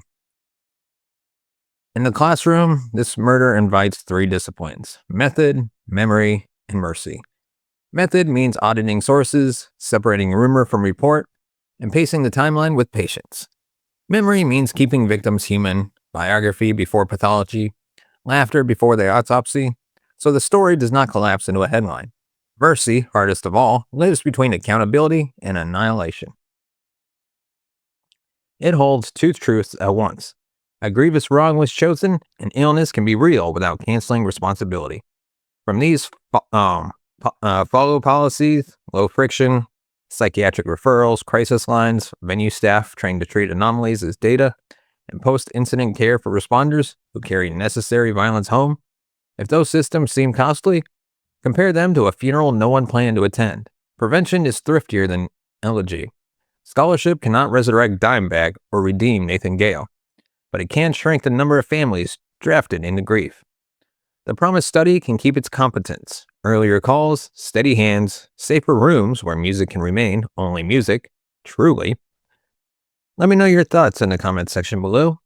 Your thoughts on this case. Give us a thumbs up if you like our video. Hit that subscribe button down below. Hit the bell notification button to be notified of future videos. And if you want to support the channel, you can buy us a coffee at buymeacoffee.com/TCNS.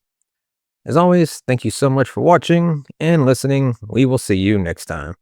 Newly fatal attack on Teresa Saldana.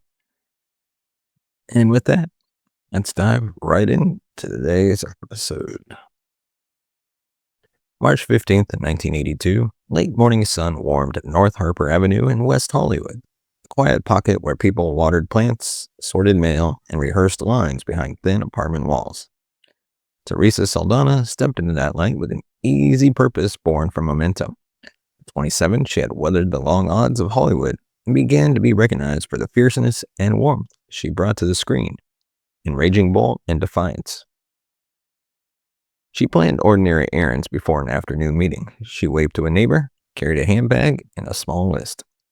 Across the street, a man left the shade and moved towards her. He wore a brown coat that had seen better days, shoes that eked out one more mile, and an expression that never quite aligned with the scene around him. In his pocket was a 10-inch butcher knife wrapped in paper. His name was Arthur Richard Jackson, a Scottish drifter whose journal said God and the movies spoke to him. He had crossed an ocean because he believed Teresa had too spoken to him. Through a film, through a look, through fate's private frequency. "Are you Teresa Saldana?" he asked, voice gently and careful. She nodded with a polite half smile.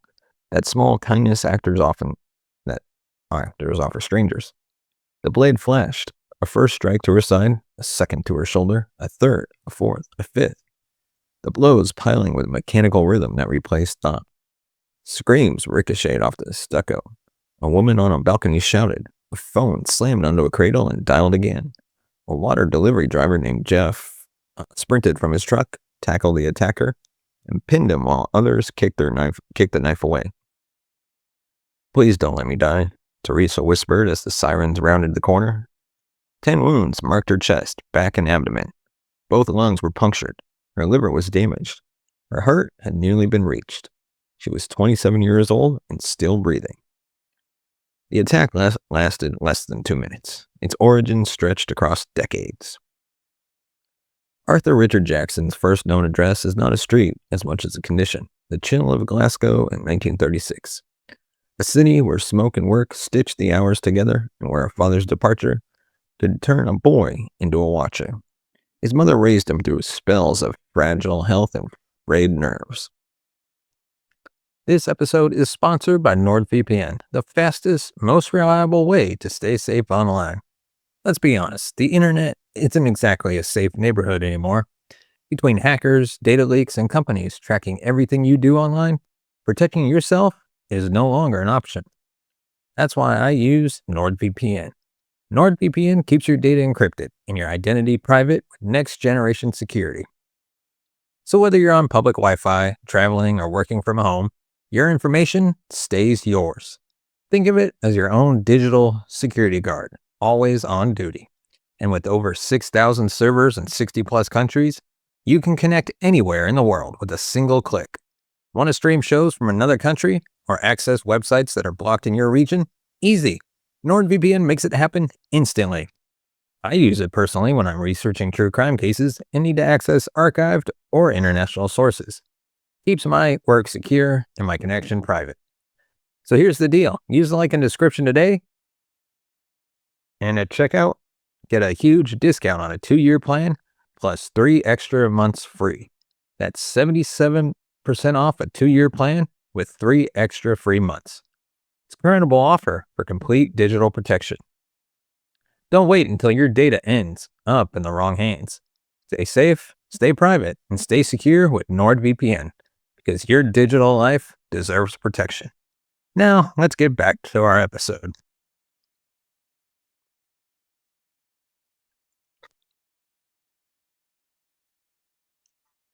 You learned early that the world could be both loud and inattentive. A place where a child's questions dissolved before they reached adult ears. Teachers called him bright, odd, detached. He preferred books to games, churches to pubs, radio sermons to conversation. He copied passages from the Bible and Victorian hymnals in cheap notebooks and then filled the margins with arguments addressed to no one living. He spoke in full paragraphs, as if everything were a testimony. As a young man, he drifted through menial work, messenger, porter, clerk. Co-workers remember a courtesy that never connected and a stare that lasted 2 beats too long. He took loneliness as evidence of chosenness. Coincidences became messages. A shuffled hymn on the radio became an instruction. A stranger's glance became a sign. The notebooks thickened into a wall of script where fate, angels, and women on screens formed a private liturgy. By the late 60s, he had made a narrow life in a London bedsit, a mattress, a kettle, a radio, and stacks of journals. Psychiatrists brushed against him briefly after a trespass at a church and wrote down words like eccentric and harmless. No sustained treatment followed. He wrote, he walked, he watched. He sent letters to actresses that were unthreatening in grammar and unbearable in assumption. He told himself the universe had paired him with a woman of light and that only distance prevented their union. In 1980, he sat in a dark theater and watched a raging bull. Teresa Saldana's scenes registered not as performance, but as visitation. Her steadiness, her eyes, the way she held a room without demanding it, he recorded all of it as proof. She has recognized me, he wrote. The veil is thin. I'm to rescue her from unreality. Obsession is a carpenter. It measures cuts, sands, and fits. Through 1981, Jackson built a structure around the idea that Teresa was speaking to him. He watched every appearance he could find and annotated them like scripture. A smile meant permission. A pause meant urgency. Silence meant the world was conspiring to keep lovers apart. He began rehearsing his own role. He drafted letters he never sent, refining his cadence, deciding which biblical citations sounded persuasive. He learned the names of agents and managers and assistants. He practiced a baritone he thought sounded like authority. He experimented with aliases until one felt smooth in his mouth. The plan that emerged was simple and devastating. First, credibility, a call to a Los Angeles private investigator as Alan Smith, a European casting agent seeking Teresa for a prestigious role. Second, proximity. The investigator shared professional contacts that led Jackson to a phone number in New Jersey. Third, intimacy. Posing as Martin Scorsese's assistant, he told Teresa's mother there was an urgent production matter and asked for an address. She offered it, thinking she was helping her daughter step forward, not ushering danger closer. In February 1982, he sold what little he owned and bought a one-way ticket to Los Angeles. In a small suitcase, he packed shirts, notebooks, and a kitchen knife wrapped in newspaper. Flight attendants remembered a quiet, polite passenger who stared out the window as if reading something written on the clouds. He was not going to meet a person. He was going to meet a destiny he had rehearsed until it hardened. Los Angeles in winter looked like a promise that never expired. Billboards floated above sun-bleached streets. Palms carved the sky into vertical lines. And studio gates turned fantasies into payroll. For Jackson, it was revelation you could walk through. He checked into a motel off Sunset where the ice machine rattled like hail and the carpet held 1,000 anonymous stories. He mapped Teresa's neighborhood and routines the way a pilgrim maps holy sites. He sat in a cafe with a view of her block and timed the morning departures, afternoon returns, and sweeping trucks. He followed at a distance to a market and then back, careful to believe he was not stalking but stewarding a divine appointment. He bought the butcher knife at a hardware store, told the clerk it was for cooking, and then wrote in his journal that the instrument had been chosen. Witnesses saw him and forgot him, which is how danger often works. A neighbor thought he looked like a visiting uncle. A passerby thought he was a tourist. He rehearsed greetings aloud and evaluated the resonance. Are you Teresa Saldana? Do you know me? I have been sent. He chose the first for its plainness. By March 15th, he had resolved that delay with disobedience. He put on the brown coat, pocketed the paper-wrapped knife, and walked towards a narrow street whose street scraped at chain link and a young actress reached for a car door. Proximity is its own violence. Jackson closed the last steps with the quiet of a man obeying orders only he could hear. Are you Teresa Saldana? He asked. She nodded. The first blow folded her sideways. Confusion brightened her face before pain took the frame. The second staggered her. The third drove her down. He muttered about freeing her as the blade rose and fell, a metronome of delusion. Sound changed shape. A scream became a siren became promise. An upstairs neighbor threw a potted plant that cracked against the pavement. A car horn leaned on its own shock. The delivery driver, Jeff Fenn, ran with the clean purpose of a decision already made. Launched himself at the attacker and drove him to the concrete. The knife skittered. Hands appeared with towels, with courage, with a trembling insistence that she stay. Please don't let me die, Teresa said, and strangers told her she would not. Paramedics loaded her into an ambulance that smelled like antiseptic and speed. At Cedars-Sinai, surgeons opened, repaired, drained, and sutured, while a clock on the wall pretended time was ordinary. 10 wounds, 2 collapsed lungs, a liver stitched, a heart spared by inches. Outside, reporters gathered phrases. Inside, a life held on.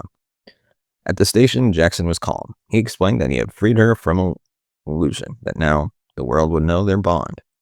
He quoted scripture and journaled between questions. He asked whether the light in the room could be dimmed. He wanted to rest. He thought the hard part was over. Survival is a profession. It sets hours, assigns tasks, and evaluates progress with a severity no boss would dare. In the months after the attack, Teresa learned to breathe past the ache, to stand without the room tilting, to trust stitches to hold. The hospital corridors smelled of bleach and hope. Nurses spoke softly and with authority. Doctors called her recovery improbable, and then possible, and then remarkable. The body is not the only patient. Night gathered its toll as images replayed without consent. A shadow by the door rehearsed the blade's art. A knock condensed into the syllable of a question. Panic rose when a tray clattered. She kept going. Physical therapy unstitched stiffness. Friends read to her and made jokes they were afraid to tell. Letters arrived by the hundreds, some tender, some invasive, a few from strangers whose words echoed the very delusion that had nearly killed her. When she went home, the ordinary world felt full of ambushes. The aisle where knives hung in a store, the alley that narrowed behind a theater, the rearview mirror's sudden face. She learned new rituals, checking locks, scanning thresholds, setting limits. She refused, however, to disappear. If I go quiet, she said, then this script becomes the story. So she wrote her own. In 1984, she portrayed herself in a television film, Victims for Victims, the Teresa Saldana story. An act of reclamation that turned a crime scene into a set where she called cut. She founded Victims for Victims to make sure the next voice shook less alone on a witness stand. She spoke at police academy where recruits learned the name stalking as a prelude rather than a nuisance. She testified where policy is minted from pain and insisted that the law learn the language of obsession before the knife arrives. Courtrooms pretend to be laboratories, but they are theaters first. In 1983, jurors watched exhibits of phone logs, airline stubs, and a 10-inch blade.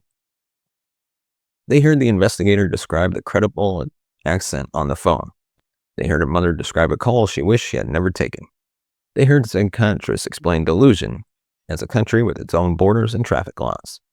The defense argued that Jackson's map of reality was so altered that intention could not be measured by ordinary measurements.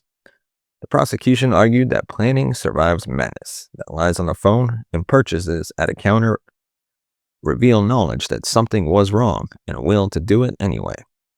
Jackson sat mostly still, taking notes, smiling faintly when Teresa's name appeared in the air. After less than 2 days, the jury convicted him of attempted murder and assault with a deadly weapon. The sentence ran to 12 years, served largely in a locked hospital where doors shriek and time pools. Upon release in 1994, he was deported to Britain, threatened another woman, and was confined indefinitely in a high-security psychiatric institution. He died in 2004, unpersuaded by any world that did not include a covenant only he believed in. To call Jackson evil is to stop the inquiry too soon. To call him only ill is to mistake a danger for a diagnosis. The record speaks of entomania braided with paranoid schizophrenia, a system of belief in which a public figure appears to declare secret love and cosmic purpose. The media's false intimacy, faces large as walls, voices carried into kitchens, gave his delusion props and sound design. Loneliness gave it fuel, neglect gave it time. Forensic notes mention how his writings reframed violence as purification and the knife as an instrument rather than a weapon. That vocabulary matters. It is how a person performs moral anesthesia on himself. He did not wake one morning wicked. He rehearsed a story in which harm became rescue and refusal became conspiracy. The story hardened each time. No one interrupted it with treatment, containment, or consequence. The case forced police departments to learn new habits, to log fixated contacts, to link threats across jurisdictions, to involve clinicians early, to teach public figures not only how to wave, but how to warn. It also forced the entertainment industry to admit that accessibility is a beautiful risk. Fan mail and stage doors were not quaint. They were vectors. Teresa returned to set with scars that camera crews learned to fight or light with gentleness. On the commish, she played Rachel, with the gravity of someone who understands the quiet after a siren. Between call sheets, she answered letters from survivors and connected them with advocates who had learned to sit beside grief without rearranging the furniture. She was honored by victims' rights groups and by Officers who had taken her trainings and then recognized danger sooner on a call where a woman said a stranger would not stop appearing. California's first anti-stalking statute arrived in 1990, sharpened by the gathering of cases that began for many, with Teresa's name, and culminated in the murder of Rebecca Schaefer.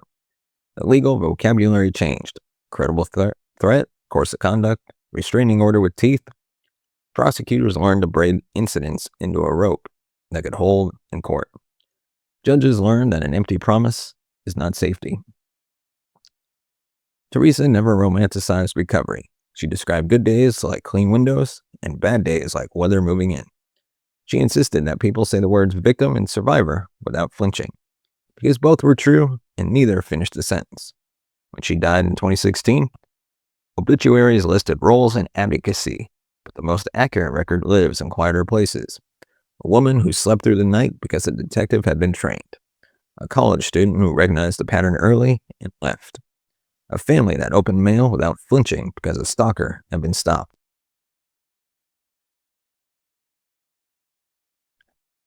Fame is a microphone that also amplifies echoes. It invites devotion and projection in the same envelope. The attack on Teresa made plain how screens manufacture a nearness that is not a relationship, and how a mind like Jackson's can mistake a performance for a covenant. It also proved that stories can fight back. A woman refused to be reduced to an episode, and instead authored a curriculum that travels farther than syndication. Arthur Jackson's name belongs to the ledger of preventable tragedies and to the syllabus of forensic psychiatry. Teresa's name belongs to policy, to practice, and to the stubborn optimism that telling the truth precisely and repeatedly can edge risk backward. She once said survival was not just not dying, it was finding the use of what tried to end you. She found it in classrooms, hearing rooms, squad rooms, and living rooms where someone finally believed the sentence, I feel unsafe. The morning on North Harper Avenue remains fixed in photographs and testimony, but the aftermath is mobile. It lives wherever vigilance is practiced as care rather than paranoia. Wherever treatment arrives before headlines, wherever a passerby decides that running towards a scream is not someone else's job. The story is grim. The meaning is generous. It is that 2 minutes can shatter a life, and the years can build one again, sturdier, with windows that let in light and locks that answer to wisdom.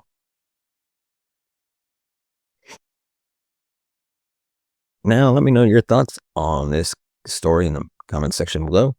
And if you want to support the channel, you can buy us a coffee at buymeacoffee.com/TCNS. As always, you can find us on all major podcast platforms, including Good Pods, Spotify, Amazon Podcasts, wherever you get your podcasts from. And with that, thank you so much for watching and listening. We'll see you next time. Thank you so much for watching the True Crime Never Sleeps show. If you want to see more videos from Fatal Fandom, you can click the video right here. Or if you're just interested in watching any of our other content, just click the video right here. Thank you so much for watching. We'll see you next time. An unsettling moment in modern American history. The footage still plays with eerie clarity. A young man standing quietly among a cluster of onlookers outside the Washington Hilton. The brief flash of a revolver. The crack of 6 rapid shots. The chaos erupting in seconds as bodies fall and Secret Service agents launch into action. We'd like to thank our sponsor, Fastest VPN.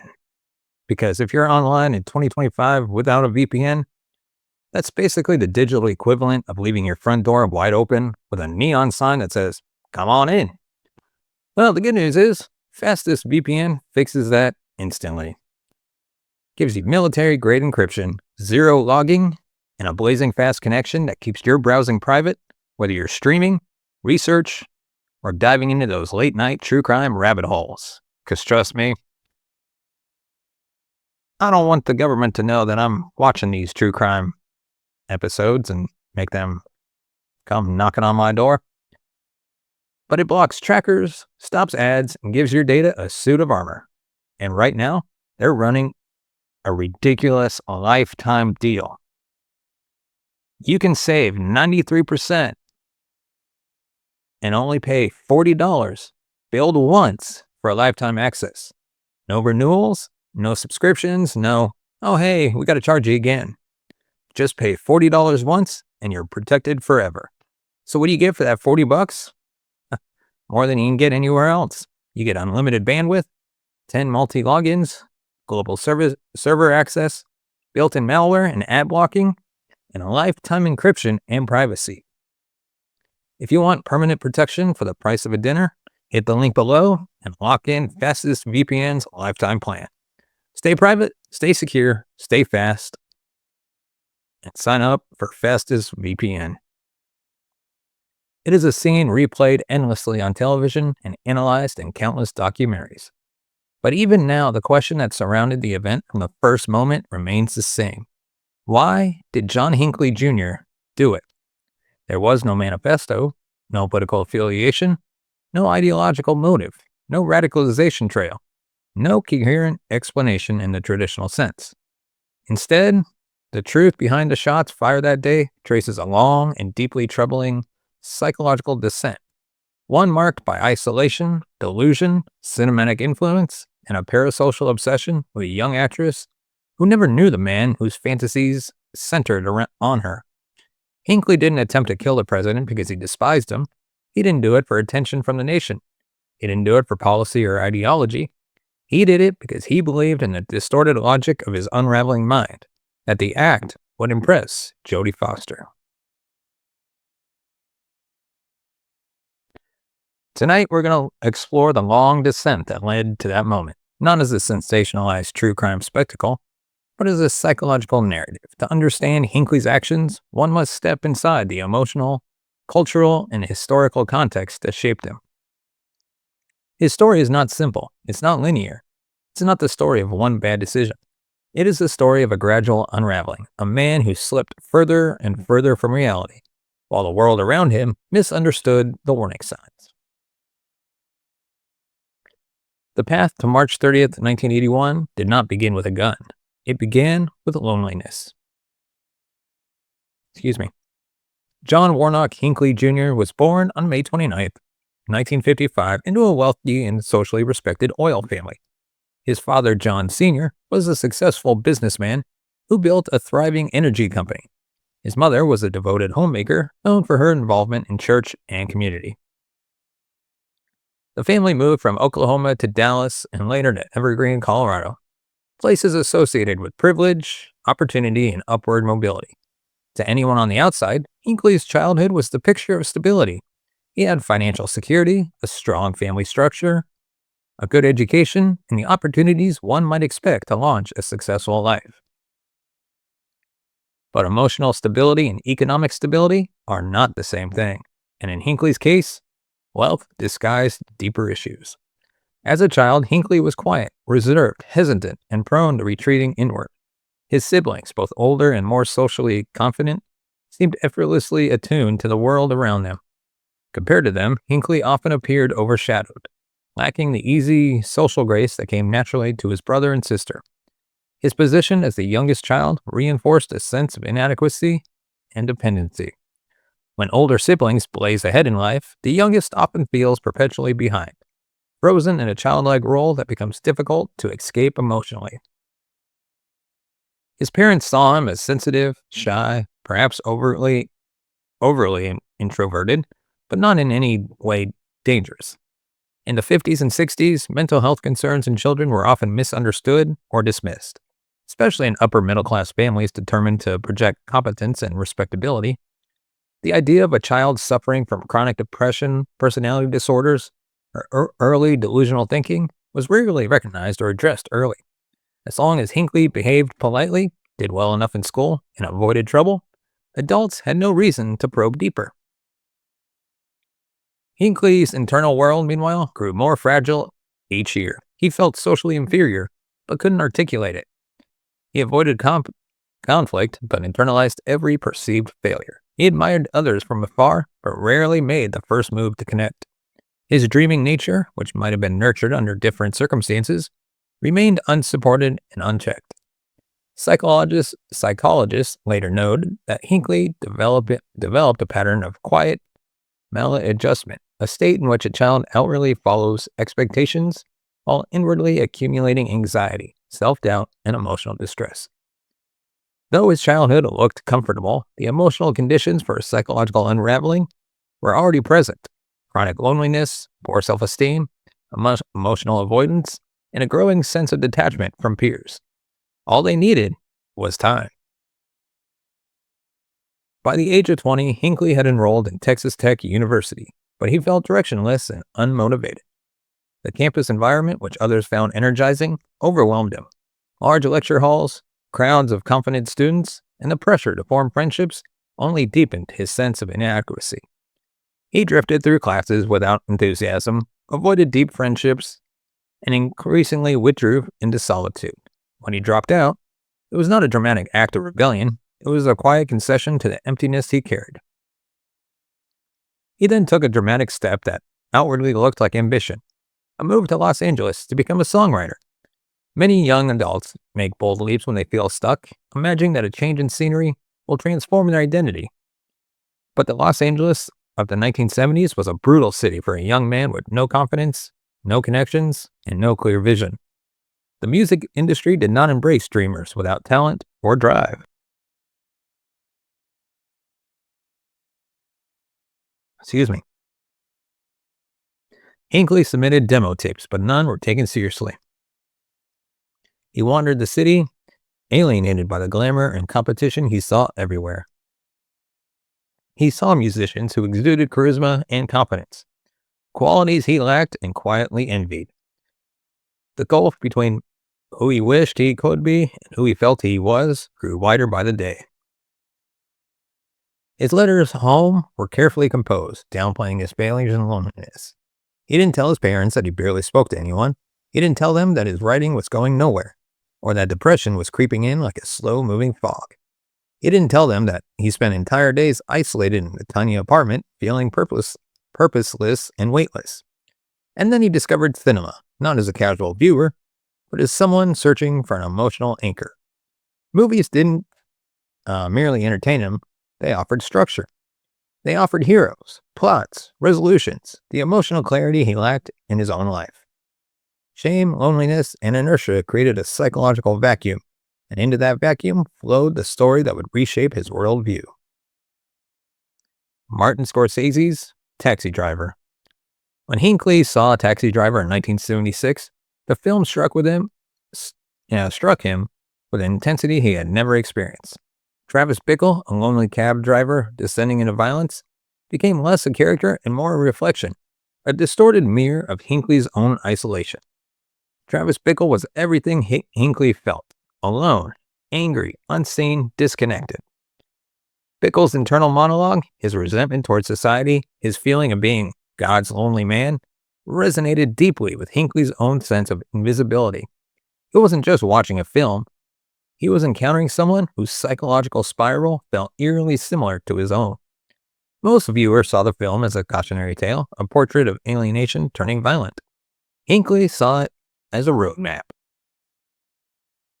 And then there was Jodie Foster. Foster's character Iris represented innocence and vulnerability, qualities Hinckley projected onto the real actress. The distance between actress and character blurred immediately. To Hinckley, Foster was not a performer.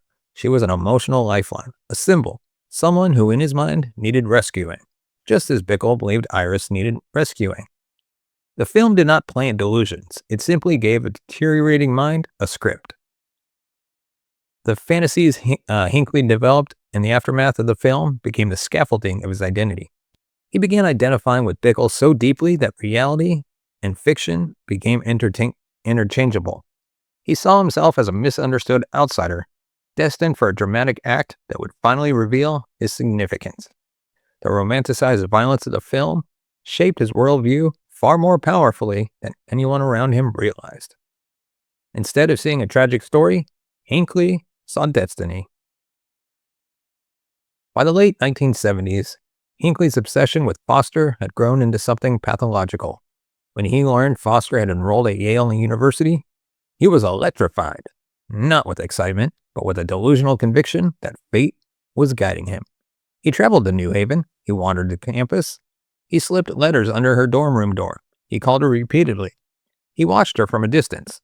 For Foster, still a teenager, these were intrusions, frightening and unwanted.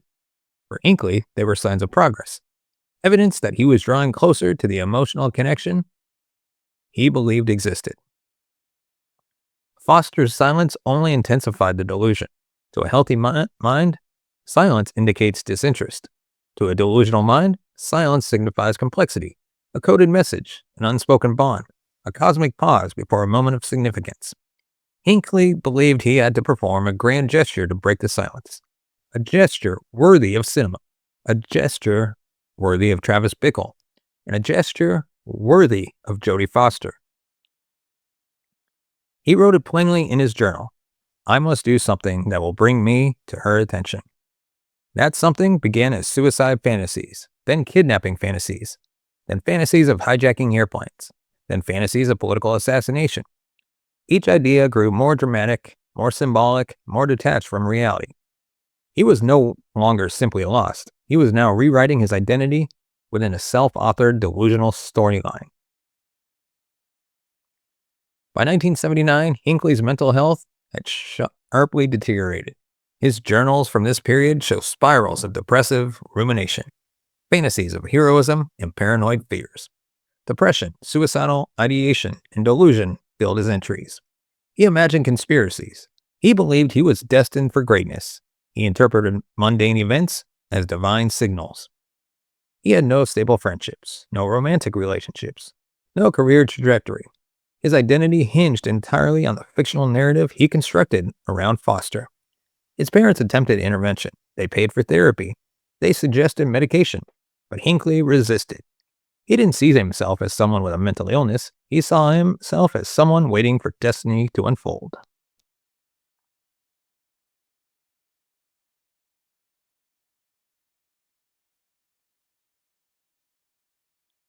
Psychologists later diagnosed him with a combination of major depressive disorder, delusional disorder, and dependent personality traits. But in real time, the signs were subtle, dispersed across cities, journal entries, and private moments his family never saw. Hinckley was collapsing internally, and the world around him had no idea. As Hinckley's delusions hardened, they fused with the idea of political violence. Assassination carried symbolic power and historical weight. It represented the kind of dramatic gesture he believed would break through every barrier. He began tracking presidential schedules. He bought firearms. He practiced shooting in his parents' home. He fantasized about reenacting the climatic scenes of Taxi Driver. He followed Jimmy Carter during the 1980 campaign, attending multiple events while armed with a revolver. His arrest in Nashville for carrying concealed weapons should have triggered deeper investigation. Instead, officials treated it as an isolated misdemeanor. The world had the chance to intervene and missed it.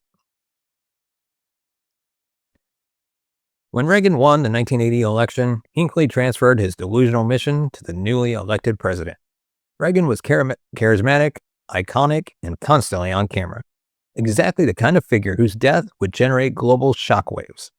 Hinckley incorporated Reagan into his fantasies, as if he were another character in his internal film. Reagan became the obstacle that must be removed, the symbol that must be struck down, the ultimate gesture that would force Jodie Foster to confront the magnitude of his devotion. In early 1981, his writing became increasingly unhinged. He wrote Foster a letter announcing his plan to commit a historic act. He believed that after the assassination attempt, she would reach out to him, finally recognizing him as the man who had sacrificed everything to prove his love. It was a dangerous fusion of romantic delusion, cinematic fantasy, and political symbolism. Reality was no longer part of the equation. And then came March 30th, 1981. The morning of the assassination attempt was mundane. Reagan was scheduled to speak at the Washington Hilton, a location favored by the Secret Service because of its secure driveway.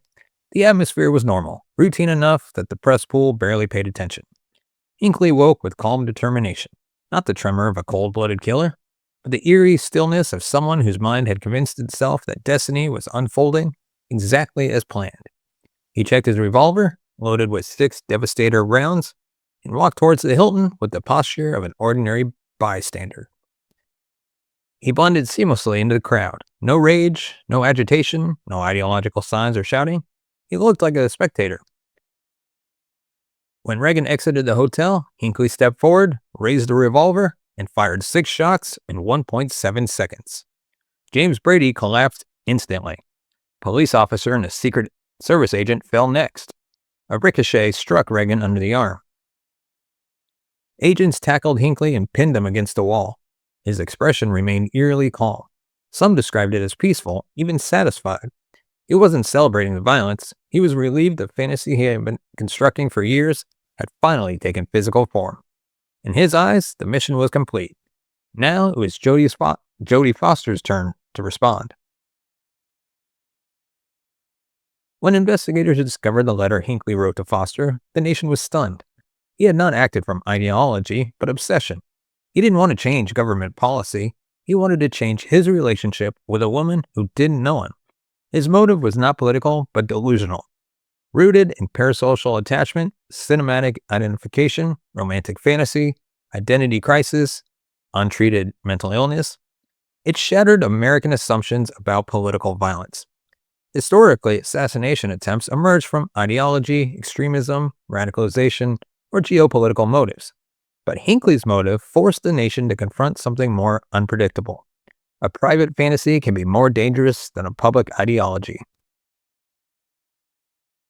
The randomness terrified the public. How do you prevent political violence rooted not in movements, but in delusions? How do you anticipate a threat that has no ideological profile, no manifesto, no organization behind it?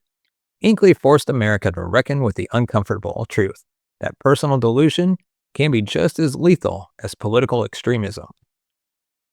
The 1982 trial was a national spectacle. For weeks, jurors listened to psychiatrists debate whether Hinckley understood the nature of his actions. Prosecutors argued he planned the attack, tracked the president's schedule, and sought fame. They believed he acted with full awareness.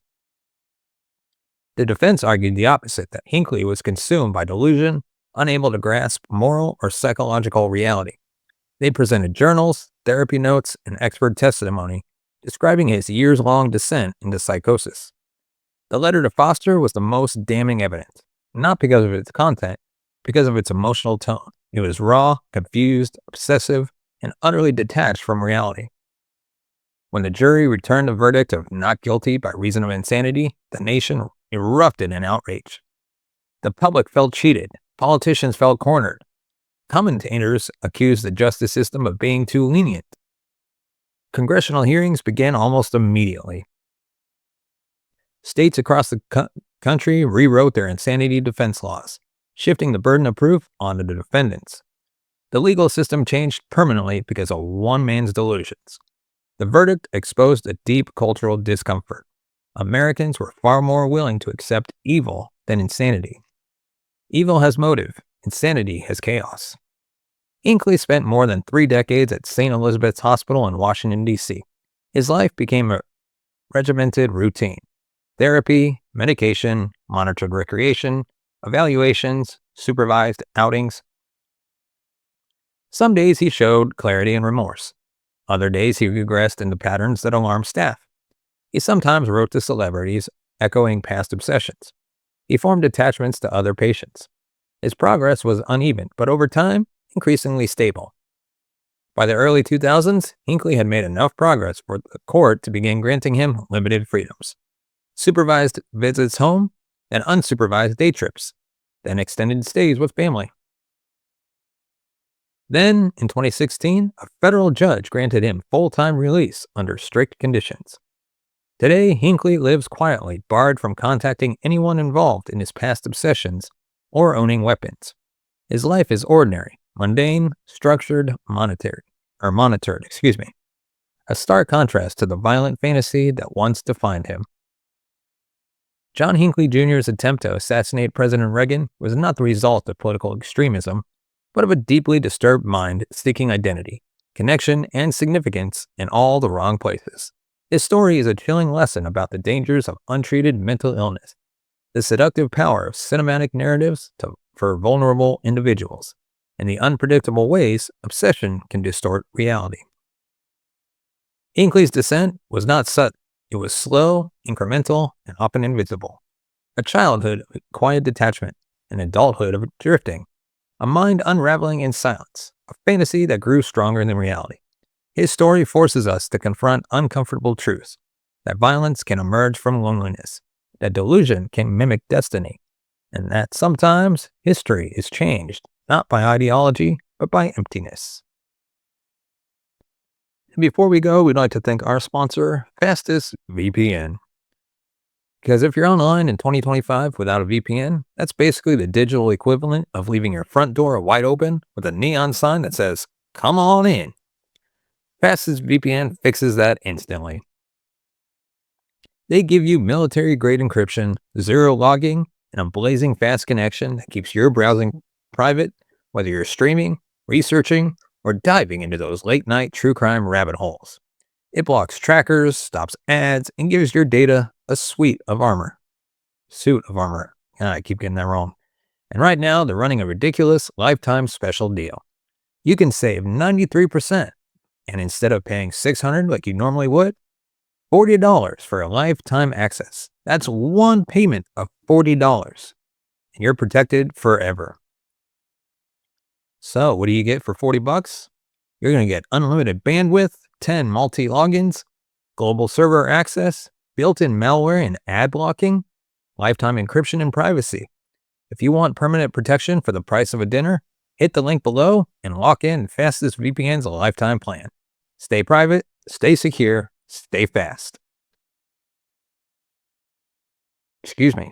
And with that, we'd like to thank you so much for watching and listening. If you want to support the channel, you can buy us a coffee at buymeacoffee.com/TCNS. As always, your support helps the channel grow, upgrade our equipment, bring in new hosts, be able to pay them, and of course, take this show on the road. We'd love to do live episodes like from Washington, D.C. and the Washington Hilton, which you can see right there. We could do a full-on deep dive into Reagan's attempted assassination and go even further than what we just covered today. Your support can help make that happen. So with that, thank you so much for watching the season finale of True Crime Never Sleeps show and the Fatal Fandom. Join us in January for an all-new season. Thank you so much. And of course, happy holidays, Merry Christmas, and we will see you our next season, which begins in January. Thank you and take care.